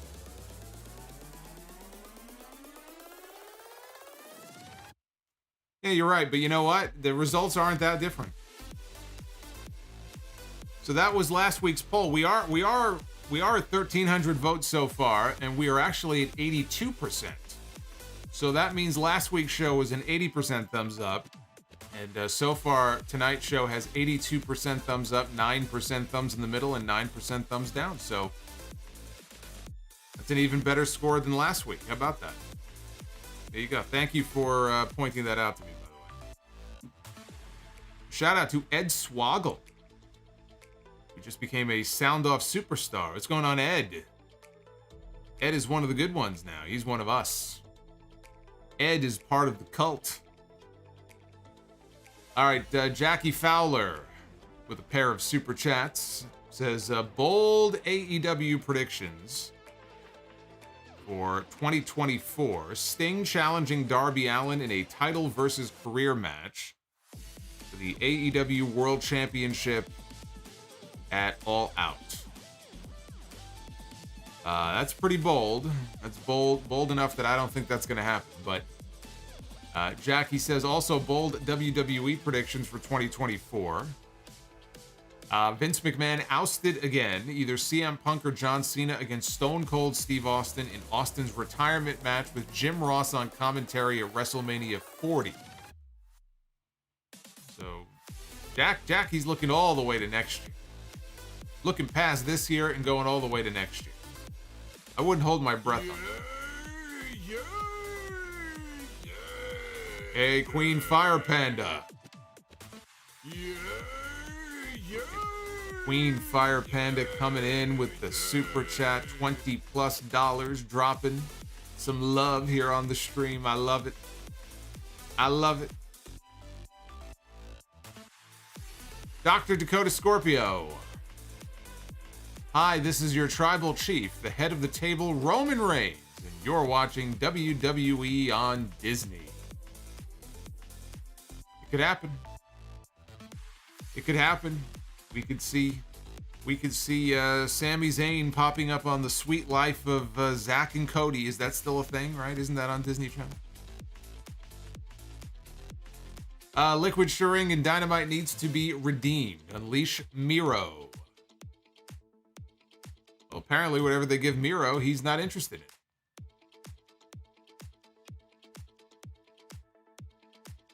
Joseph Brooks, buy or sell on who's better at being influenced by The Rock from the look and the promos, Ricky Starks or LA Knight? I gotta go LA Knight. I love LA Knight, but I gotta say LA Knight. Nick Grasso with the 1999 super chat. Did not like how they handled the women's tag team match. Should have done more to curb people's expectations. Match suffered because of it. I can see them doing Shida, Baker, Hayter. Hayter is a Hayter. Shida, Baker, Hayter against Saraya, Storm, and Sasha at Revolution. So like the originals against the invading force. Is that the idea behind that? I'm saying just because we didn't see Mercedes tonight does not mean that she still can't come in. Hyru, thank you for the $5, brother. At the show tonight, getting ready for Rampage. Tony Khan was in his bag tonight. Every match delivered. Crowd was hot, and Adam Cole is back, baby. Dr. Dakota, that Saudi ain't Usi sign tonight caught me off guard. You know, I didn't even notice. Anti-M Bishop 07, happy Wednesday, Solomonster. When is the next House of Glory show? That is February 3rd. Friday night, February 3rd, 8 p.m. Should be live on Fight as always. It says, plus this Dynamite freaking ruled, and Rampage doesn't look too shabby. Where is Mercedes? There's a Mercedes out in the street, parked right behind my car. Got a North Carolina license plate. Now I know why there's no parking in this neighborhood, because we have a car from every fucking state in the union parked on this block. I swear to God, we have a car from North Carolina.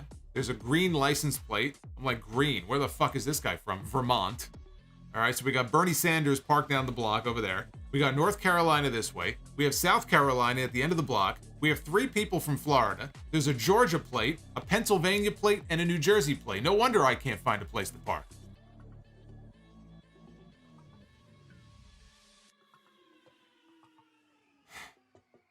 Tuxedo T. Servo. Great to see Cole back and healthy. I needed something positive today. And that hit the spot. Very good to see Adam Cole back. I'm very happy that he is doing well.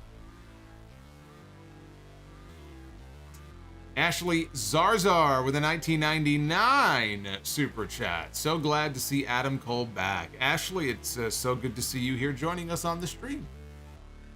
Thank you very much.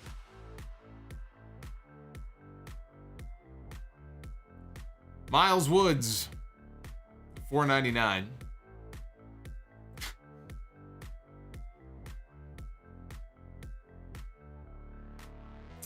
Is it just me, or does AEW look and feel different, but in a good way?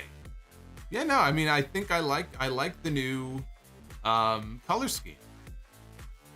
I like the new color scheme. I like the new look. It's just a fresh coat of paint, you know. It's a relatively minor thing, but I mean, it's a nice upgrade. It's nice to change things up every now and then. The graphics, and again, like I said, the covering on the barricades, again, a minor thing in the grand scheme of things, but it pops. So, you know, I like it. It's a nice change. Groovy Goose.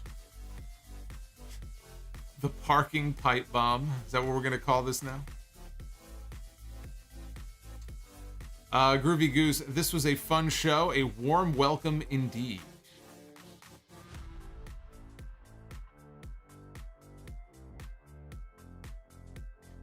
Yeah, got some serious road rage. You try driving in New York or parking. You'd have road rage too. AJ with the $4.99. Another extremely fun Dynamite tonight. What do you think about Mercedes wrestling at Forbidden Door 2, but for New Japan? Thank you for all that you do. I just suggested that earlier in the stream. I said it could very well be that she wrestles on behalf of New Japan and Stardom, and that's how she makes her AEW appearance without actually signing with AEW if she doesn't want to. I mean, if she's still involved with them at that point, I don't see why you wouldn't want to try to get her on that pay-per-view. Rodimus Prime with the 5. Superb show tonight. Nice way to get away from the BS that is WWE. Loved every bit of it. Jerry Ramey with the $20 super chat. No need for Vince to be chairman. Yes, he could oversee the sale, but not run the company. But I've no idea what a rumored Saudi-owned WWE. Your thoughts? Well, that is false, as we have since learned. I actually ran down the possibilities of who could buy WWE on Sunday when I did the podcast. And at the very end of that segment, I mentioned Saudi Arabia. And I said that if they were to flash enough money, they're going to take the deal. So it could still happen. But I think all this talk about them buying WWE outright for, just acquiring them 100%, very unlikely. Because of the TV situation and how difficult I think it would make it for them to maintain or sign new TV rights contracts. I think it's probably more likely that if anything, the Saudis take a small interest in WWE, like they have all the other companies that they've taken percentages in. Google, Facebook, Amazon, PayPal, Uber. Yeah, I think in some cases it's like a 5% stake, a 10% stake. I think something like that might be more likely. Uncanny XP. Between Vince torpedoing his company and the Jaguars winning the AFC South is a good week to be Tony Khan. Yeah, he's riding high right now, especially after this show tonight. Drew Johnson, what's going on, Drew? Drew with the 5. Can we do the watch-alongs in the evening like 8 p.m.? I'm at work during the day. Adam Cole is back. Thank you for everything that you do. Well, typically when we do the watch-alongs, it's because I'm already streaming or there's wrestling on. So we can't do it on a Monday night. We can't do it on a Wednesday night. We can't do it on a Friday night. I'm busy getting ready for the podcast on the weekend. So that leaves Tuesdays and Thursdays. There will be times, I think the Elimination Chamber one, wasn't that in the evening? That was the last watch-along I think that we did. That might have been in the evening on a Thursday. That might have been the anniversary stream, actually, now that I think about it. So sometimes it will be in the evenings. I don't know when the one next week will be. I have to figure out if I want to do it in the afternoon or the evening. So I will let you guys know if it will be on Monday, Tuesday, or Wednesday. Liquid Sharingan, a very rare, clean loss for Moxley. That is even rarer. It is 6 pinfall or 6 singles losses in his entire career in AEW. I would say that's pretty rare. Solomonster doesn't want to work Tuesdays. Tuesdays is one of my only days off with this stuff. So yeah, Solomonster would rather not work Tuesdays if he could avoid it. If it was up to everybody though, I'd be working 7 days a week, 24 hours a day. Ren the Cynic. A while back, Brian Zane ranked Kane's 2004 face turn as the worst of all time because of Kane the Good Guy. Oh, Kane the Good Guy rapist. Do you agree on how awful that run was? It was pretty fucking bad. Nothing will beat the original Kane from 2000, who was just a fucking beast. And then Kane from 2003, after he lost the mask, and he was led to the ring in chains with the towel over his head. Those are the best iterations of Kane. All the other versions of Kane, people like Team Hell No. I was never a huge fan, but all the other versions of Kane sucked compared to those three. So you can lump that one in there with the rest of it. J Ray with the $5 super chat. They're saving Mercedes Moné for AEW Revolution, so everybody can calm down. Luis, Belmont Show walkthroughs. Well, Luis, as Conrad would say, chat me up here, Luis. What exactly is a Belmont Show walkthrough? I've always seen that username of yours, and I've never asked the question. What is a Belmont Show walkthrough? You need to explain this to me. He says, will someone learn to activate Monster Reborn to resurrect Adam Cole? Boy, losing my voice. I'm losing my voice here. To resurrect Adam Cole from the graveyard. Glad he is back in action. The PR job is the side job. It is. Yeah, it is pretty much. Oh boy. Public Relations Vice President. House of Glory Commissioner. Podcaster and YouTuber.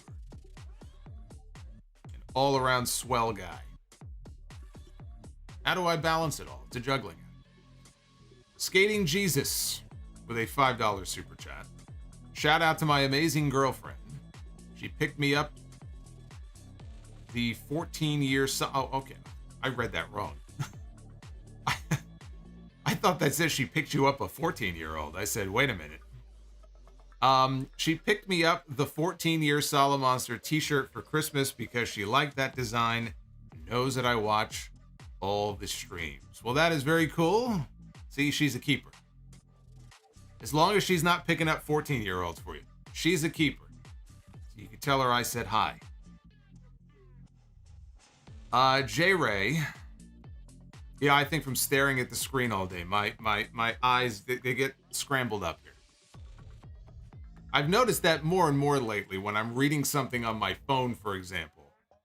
Like, it's like double vision. I don't know what's going on here.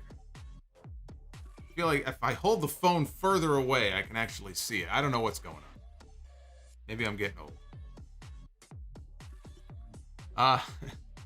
J-Ray says, the contract that Saudi has with WWE Crown Jewel states that if WWE were to sell before 2028, the Saudis would have first rights to buy the company. You've seen this contract, J-Ray? Did you sneak into Titan Tower one night? Ocean's 11 style? Is that what happened? You've seen this contract? Because I don't think you have. The Real Dirty Dan with the $5 super chat. If Rhea and Beth happens at Mania, how about the new Asuka wins the Royal Rumble and we get her against Bianca at WrestleMania? Well, don't let Bliss fan hear you say that. Bliss fan's going to be very unhappy if he hears you saying that.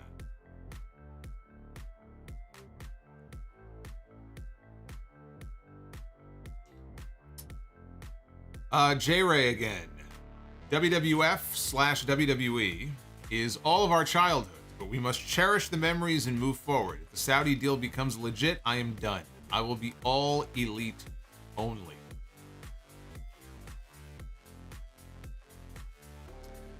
Deep Delicious, JAS means just another sound off. I like it. That's going to be the new acronym from now on. Uffman Entertainment, so I guess no more NBA on NBC theme song on AEW. Yeah, I didn't hear it tonight. I guess they got tired of it already. First timer, somebody check on Shane. Yeah, you know, a year ago Vince fired his son, and here now he basically forced his daughter into an early retirement. Here, this guy he's cold, man. Cold as a block of ice. He don't give a shit. Justin Jack, I don't have anything in particular to say. Those are the best super chats. Thank you, Justin Jack. Still waiting for Luis to clue me in on exactly what a Belmont Show walkthrough is. I'm not going to let you off the hook so easily. DEH Sires, after the tag match, the lights went out for like 5 seconds, and the crowd started to chant, "Holy shit," then Rampage promo appeared, and they booed. They thought Mercedes was coming out at the end. Chris Manson with the $4.99. Just got home from the show. The people were hot. I've been to both LA shows, and both were amazing.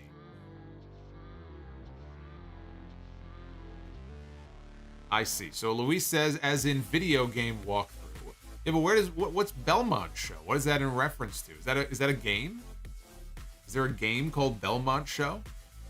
That's a pretty terrible name for a game.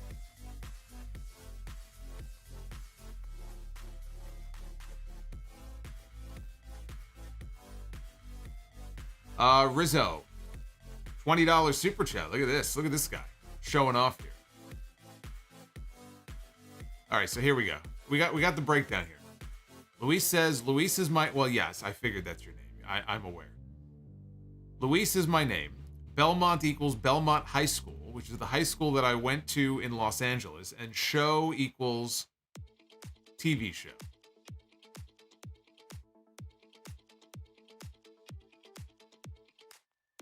Okay. Well, now we know. Now we know. What is that, like Saved by the Bell? I would watch a Luis television show. I've known Luis for a while. Not personally, but I've known him on here for a while. And I would watch a television show if Luis was the star. If he had his own reality show, I would watch that. But Rizzo says, glad I haven't watched Raw since football season started. If WWE is sold to Saudi, I will give it a shot. And as a shareholder, I will be happy. But as you said, be careful what you wish for. Also, I just cannot get into AEW.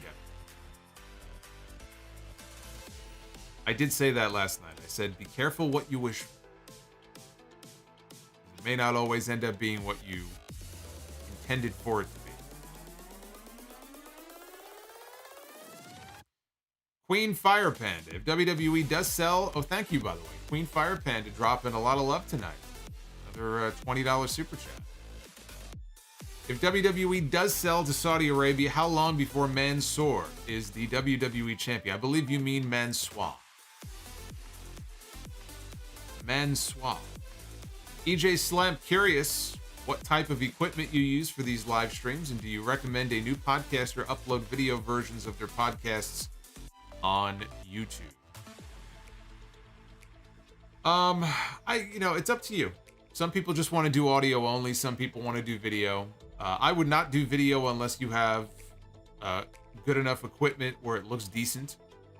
It doesn't have to look totally professional, but if it looks decent enough, and if you feel like, you have a background that's, whether it's your room or a green screen or whatever it is, that's entirely up to you based on what your space looks like and what equipment you have.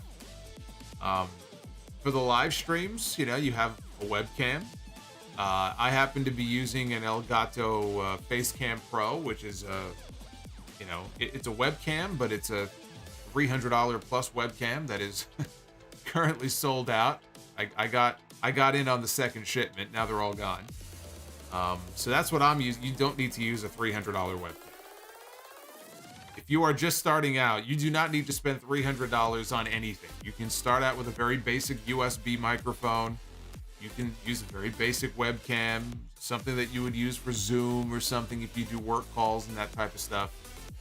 And then you're going to want to use a program like XSplit or OBS Studio, which, you'll have to teach yourself how to use it, but it's easy enough where you would pick up on it relatively quickly. So there's a lot of moving parts involved, especially if you're doing it by yourself. But if your heart is set on doing it and you have something that you think people are interested in hearing you talk about, then go for it, brother.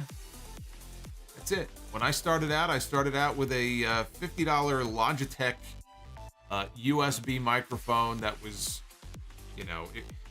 there was no boom arm, there was nothing fancy or anything like that. I still had the microphone, by the way. I still had the microphone. I was going through stuff 6 or 8 months ago, whatever it was. And in one of my drawers, I had the original microphone that I used for the not the very first, but the opening, probably, the opening years of the sound. I threw it away because the wire was all frayed and shit. So I threw it away. But I was like, man, I forgot I still had this thing. What a piece of junk.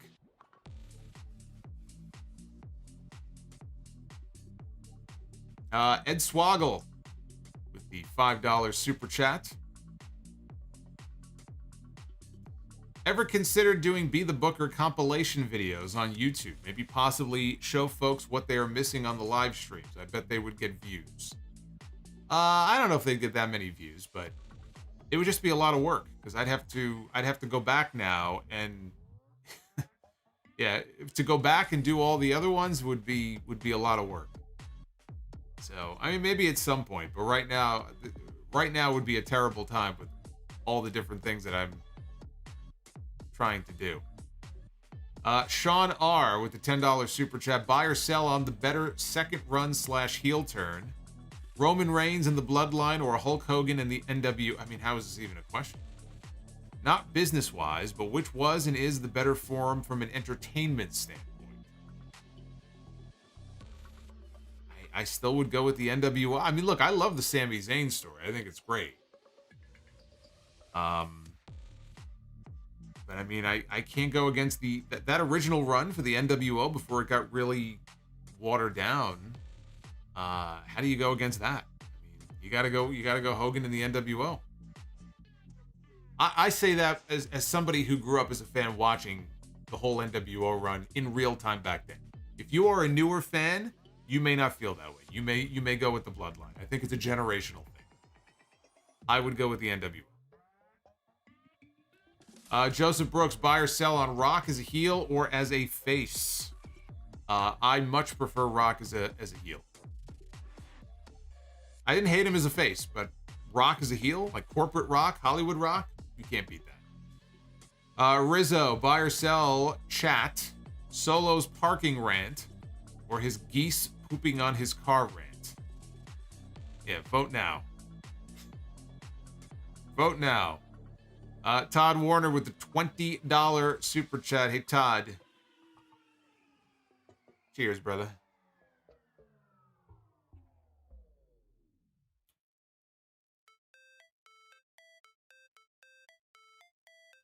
Be the Booker would probably be good content for YouTube Shorts. I should do more YouTube. I've had people tell me I should be doing YouTube Shorts. There's so many things I should be doing that I'm not. It's just a matter of finding time. Todd Warner, though, says, I feel like Stephanie has to hate her father after finding out about all the cheating that Vince has done to Linda over the years. No wonder she wants to be far away from him. There's something going on there. Anybody who believes that this is all just sort of above the board, Stephanie, she just wanted to take a very simple leave of absence and she only stepped in temporarily and now her father is back and so she can go home.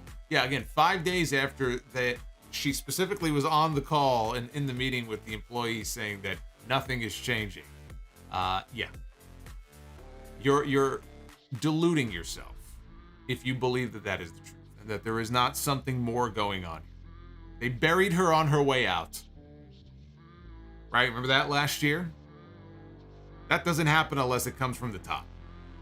Talking about her job performance and we wanted to go in a different way. It wasn't working. You're going to tell me, oh, she just wanted to spend more time with her family. Bullshit. I'm sure she does want to spend time with her family. You think that's the only reason why that's happening? Bullshit. Don't be fucking stupid. Deep Delicious. Vinnie Mac is singing Usher's song, Let It Burn. Joseph Brooks with the $9.99. Buy, rent, or sell on the better match that Lesnar had with someone that was smaller than him. Lesnar and Bryan, Lesnar and AJ, or Lesnar and Finn Balor. It's definitely Bryan or AJ.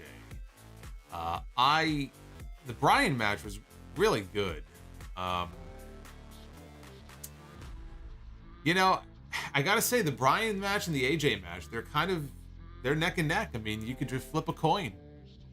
I love the finish to the AJ match where he went for the phenomenal forearm and Brock caught him on his shoulders. So I might give the edge to that.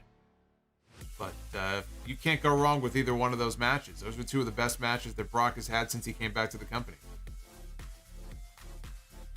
Drew Johnson with the $5 super chat. I was there for the last watch along. HBK is my boy. It was on a Thursday evening. I know you're busy, just hate missing the watch along. The watch alongs are there. I mean, it's more fun to do it live and interact with everybody, but you can still watch along. They're always archived. So, you know, if you can't be there live, it may not be as fun, but they're always there for you to go back and we have the time code and everything, and you can watch along as if you were there with us. Magician Sapphire says, when are you getting your own house with a gated fence and your own driveway / garage? I don't want you smashing cars over a parking space. Well, that is the goal. That is the goal for 2023.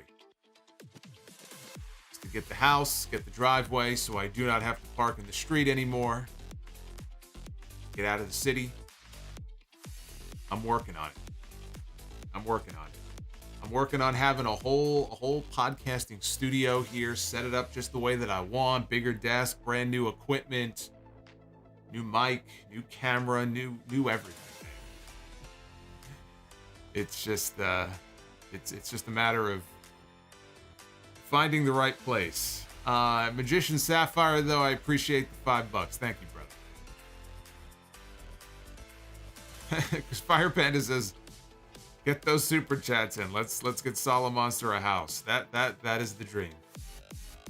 That is the dream. Fire Panda says, when are we getting jobs at Hog, Mr. Commissioner? We're not hiring right now. All you Jericho Appreciation Society members here. I'll let you know when I'm adding to my team.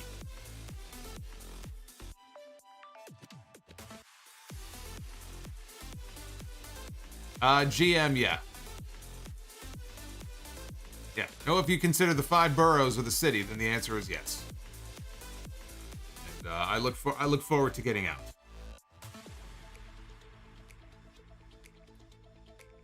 I would still be in New York, but just not in the city. Amiibo Juice, who killed Tony Soprano? Was it Paulie? Was it Patsy? See, I don't think it was either one of them. I think it was the guy in the jacket who went to the bathroom. That's what I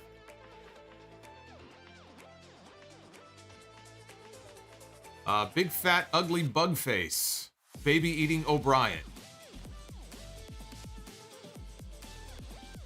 Big fat ugly bug face baby eating O'Brien. Now, is he a big fat ugly bug face baby eating someone named O'Brien? Or is he a big fat ugly bug face who eats babies? That's what we need to figure out. I'm a little disturbed, I'm not gonna lie. Deep Delicious says, can you add stipulations for Be the Booker? I could. I'd have to create a whole other video. I've thought about it. So yeah, we might do that at some point.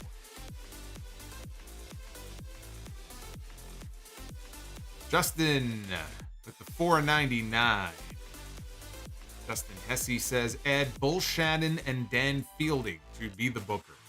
Funny you mentioned that. The Night Court reboot is premiering on NBC next week. I'm going to watch the first couple of episodes. I think they're airing the first 2 episodes in the same night. I'm going to give it a shot.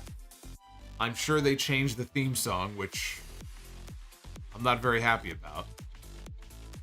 But I'm going to give it a shot. We have John Larroquette back to play Dan Fielding. I'm very curious to see how it comes across. Todd Warner, let's make Solo a YouTube millionaire. He deserves it. Well, ain't nobody making millions on YouTube.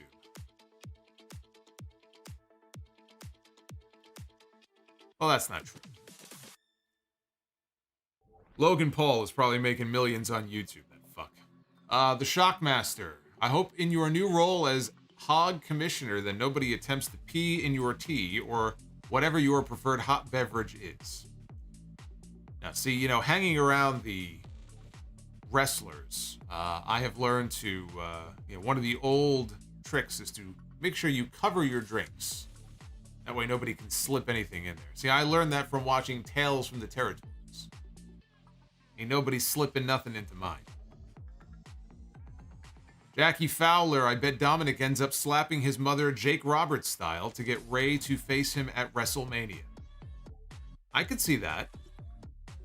Unlikely that they would have a male strike a female, let alone his own mother, but I could see that in a different era being the way they get to that match.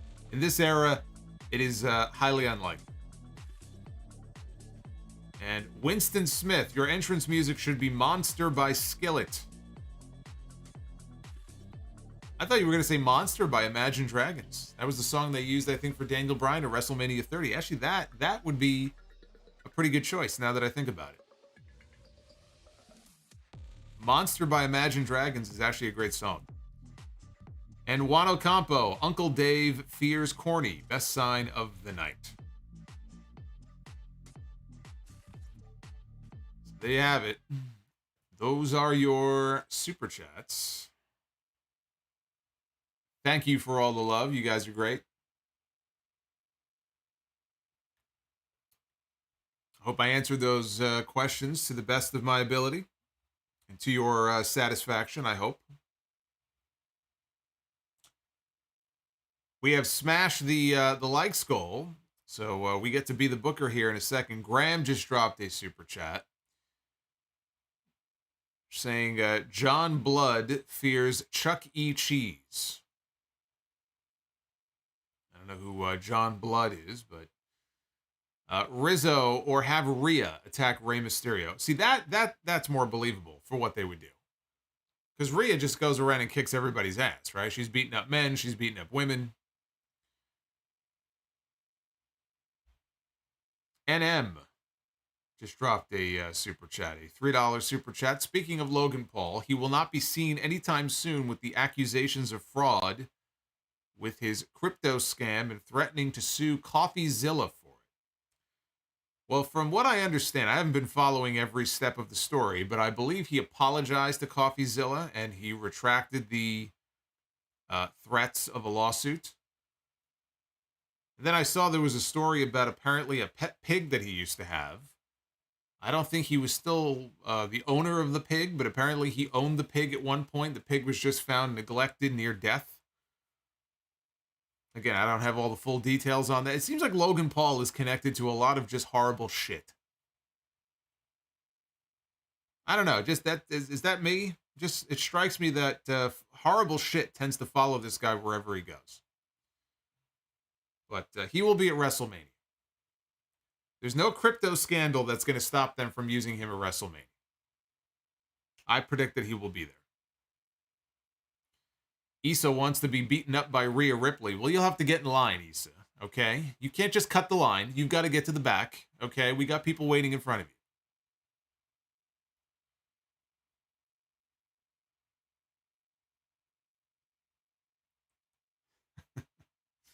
Richard Blood is Ricky Steamboat's name. Yes, I'm aware.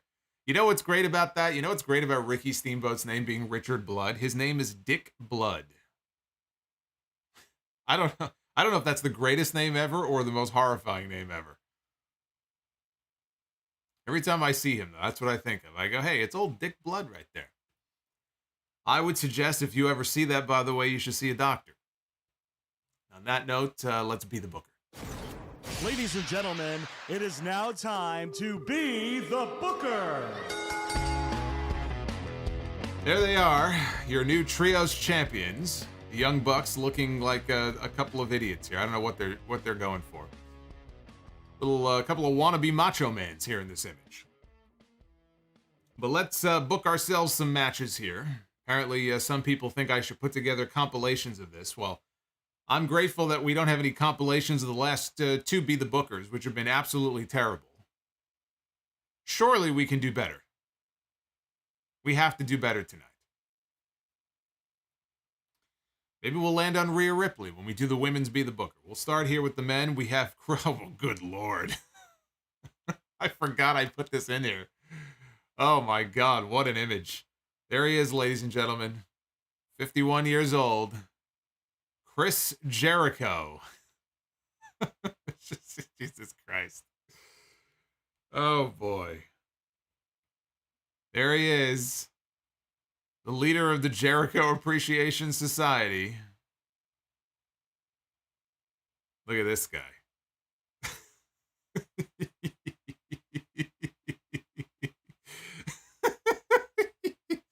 Oh, man. Well, let's see.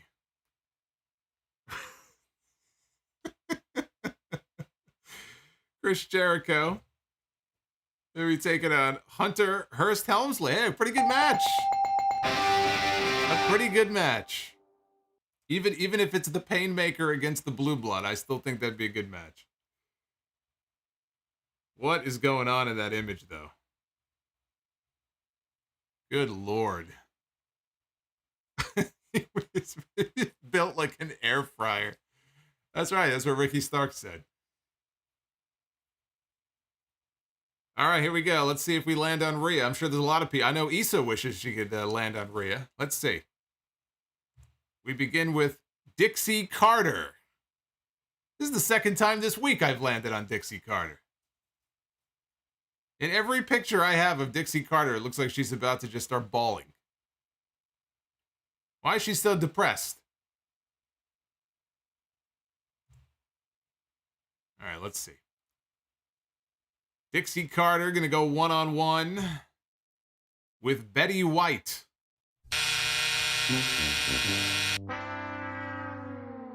I love Betty White, but Betty White and Dixie Carter, you know, that's like the battle of the sitcom stars, right? Didn't they have Dixie Carter on Designing Women back then? That was a different Dixie Carter. That was Dixie Carter, the actress. Love me some Betty White. It's very unfair that Betty White was like 2 weeks away from turning 100. It's like getting to the 1 yard line and spiking the ball. You couldn't just let her turn 100, really? You make it that far? Maybe it was more than 2 weeks. It was 2 months, 2 weeks. She was like right there. All right, let's go to the tag teams. We begin now. Here's a team. Here's a team. Stone Cold Steve Austin and Shawn Michaels, the tag team champions for a time there in 1997, for all of a month, I believe. You know, people talk about Perk Angle in TNA. I don't know what you would call this version of Shawn Michaels, probably more than just Perk. But whatever he was doing, when the bell rang and he was in the ring, this guy was untouchable in 1997. Untouchable. And this was Austin before he got dropped on his head, too. Great team. Austin and Michaels going to be stepping into the ring with Roman Reigns and Seth Rollins. There's a match. And look at those belts, too. Puts the current belts to shame, don't you think? Just bring these belts back. They have unified tag team champions. How come we can't have unified champions with these belts? That's what a real title looks like. Not like this bullshit they carry around now. What a match. Austin and Michaels against Roman Reigns and Seth Rollins. Holy shit. That's a great match. It's like they used to do these fantasy warfare features in the old WWF magazine back in the day. That right there, that's a perfect example of fantasy warfare. What happened to the new rumored belts? They got tied up, I guess, in the Saudi Arabia sale. Winston says, what Batman villain would you like in a new movie? Well, I'll always be a Joker guy. Joker, Riddler. I guess, I don't know. If I had to pick another, Mr. Freeze, I guess. I don't know. I only know so many Batman villains, right? Penguin, Joker, Riddler, Scarecrow, King Tut, Mr. Freeze, Catwoman. Who am I missing? Steven Escalante with the $4.99. Everything that happened with WWE just killed my love for pro wrestling. That I just don't care anymore. It sucks. Well, Steven, buck up. Nothing's been sold just yet. Nothing has been sold. Maybe Tony Khan will swoop in with Shad Khan and they will buy WWE. And then Tony Khan will own WWE, AEW, and Ring of Honor, which would be terrible, by the way. To have one person owning all of those companies.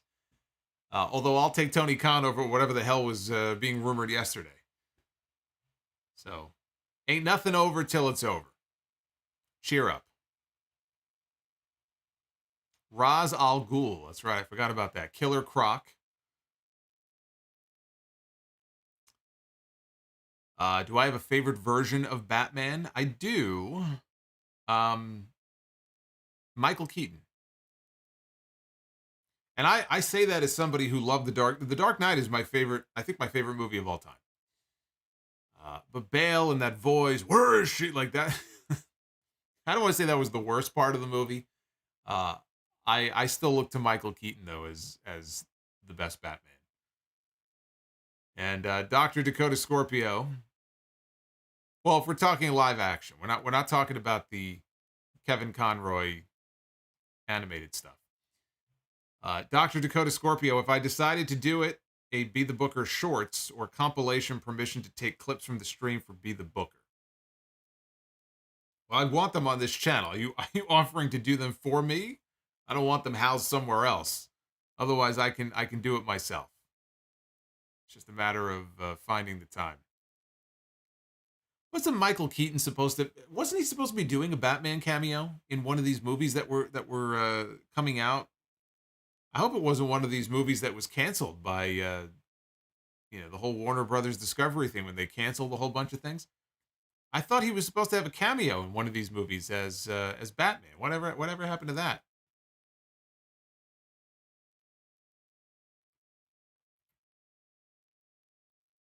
They canceled it. Are you kidding me?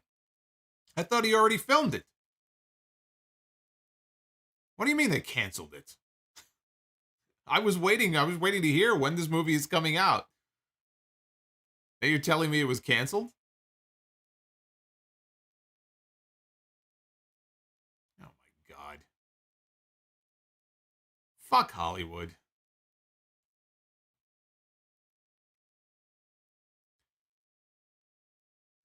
Deep Delicious says the stipulations on Be the Booker is a steel cage match.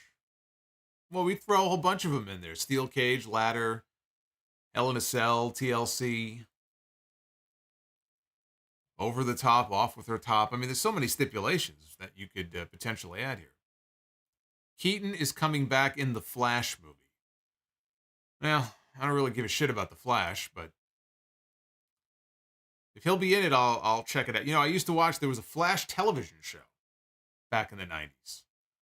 I don't remember who the star of it was, but I did used to watch the Flash TV show.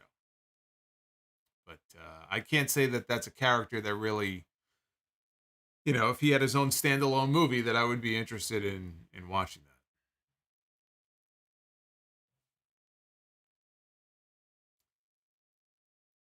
Uffman dropping $5 says Keaton as Batman in the Flash movie coming out this year. Okay, good. Well, as long as they don't cancel that too.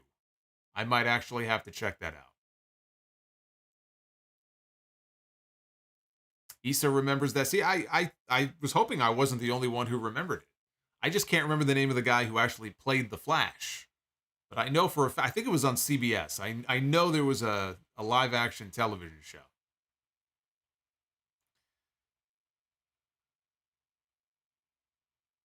The Flash from the 90s is in the CW Flash show as Barry's father. See, I did not know that. Man, All the superhero stuff back then. I watched The Rocketeer. That used to be a favorite movie of mine. I haven't seen that movie probably in 30 years.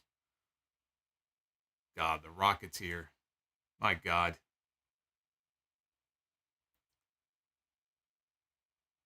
We've got Queen Fire Panda. Without the mirror matches in mind, what, in your opinion, was the best Be the Booker match that you've booked? Without, what does that mean? Without the mirror matches in mind?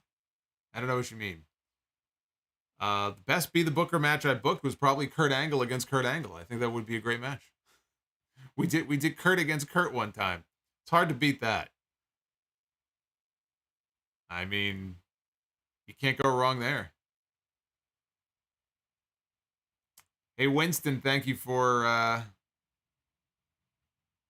don't know if Winston became a channel member or renewed, but Winston, thank you. Rizzo with the $10 super chat. Great angle idea for Hog. Mandy Rose and me are a couple, and you book her to win the Women's Championship and me to win the World Championship. Hopefully this works for you, brother. See, I already hate the politics. I'm already being lobbied by people. I've been in the job for not even a full week, and already I'm getting it from all sides. All these people coming out of the woodwork wanting to be booked, wanting to be made champion. See, now I see why people don't want to be in this role.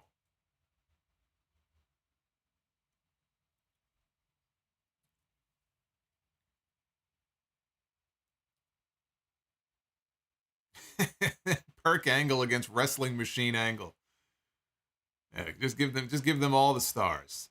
I don't think we did Brett versus Brett once. If we did, I would have picked that, but I don't think we've done Brett versus Brett. I think if we ever landed on Brett against Kurt, to me that was always the big, like, what if dream match that never was.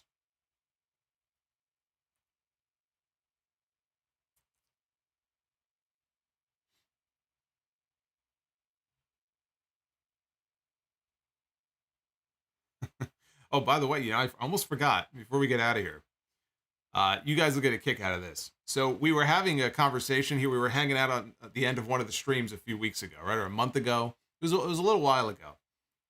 And we were just talking about random stuff, kind of like the way we are now. And I even mentioned on the stream the other night, on the Monday Night Raw stream, when Dominic came out, he came out with the bandana and everything. And I said he looked like he was part of the Los Locos. And you guys got the movie reference, right? That was from Short Circuit 2 with Johnny Five. But I made a comment many weeks ago. I said, when I was younger, I don't remember them ever having a Johnny Five, like a figure or like a scale model or anything like that. Because I always wanted one of them. And even now, like, you look, it's not something that's like being sold or anything like that. And it kind of pissed me off. And after saying that, it kind of, it lit a fire under me. And I went on a bit of a mission, and I would like to show you something. I'm going to step away here for a second. Give me a second. Give me a second. I got a little surprise to show all of you. You guys will appreciate this.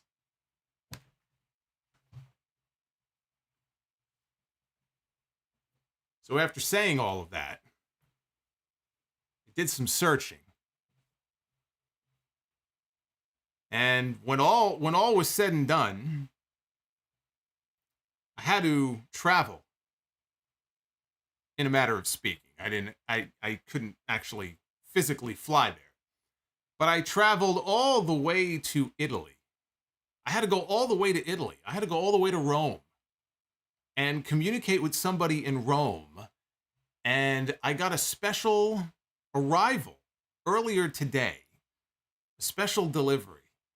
And I would like to, he's going to make his debut here on the stream right now. I would like to, ladies and gentlemen, present to you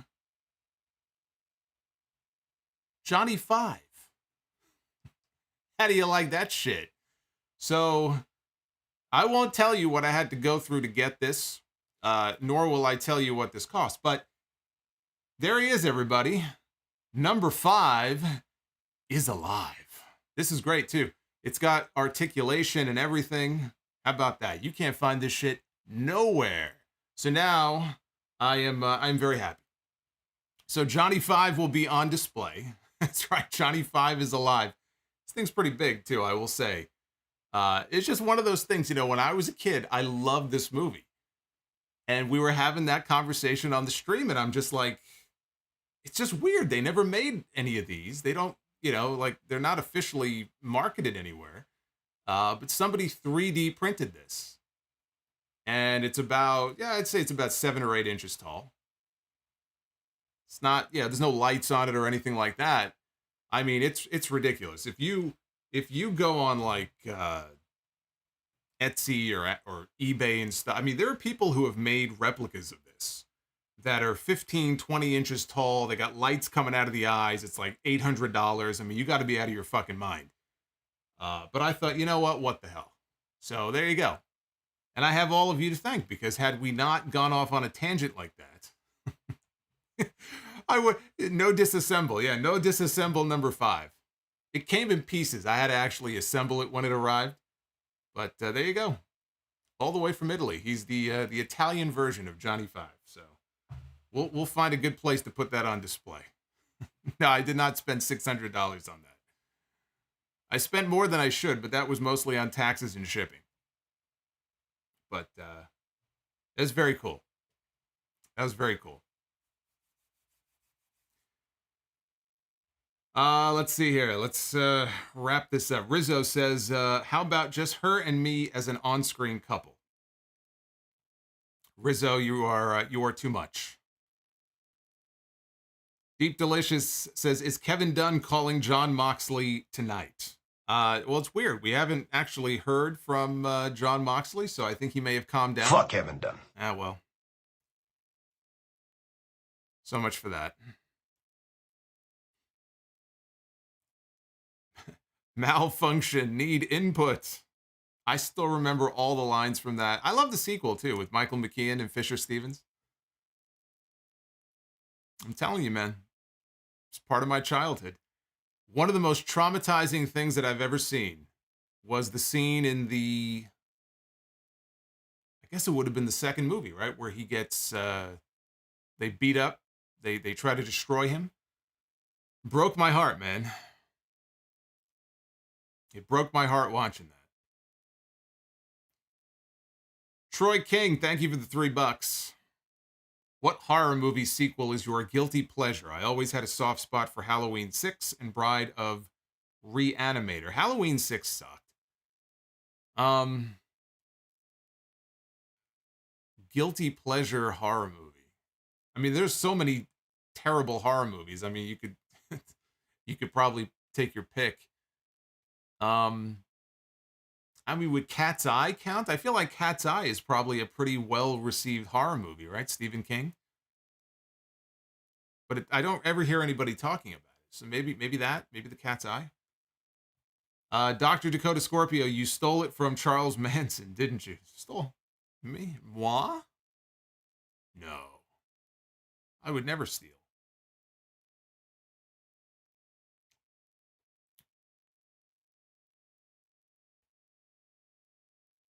Can put him on the table behind. Yeah, but if I put him on the table all the way back there, it's gonna be hard to see. Maybe. We'll see. He's over here. He's getting some input as we speak. So we'll leave him alone. Anyway, this has been fun as always, hanging out with you guys. 2 hours and 15 minutes later.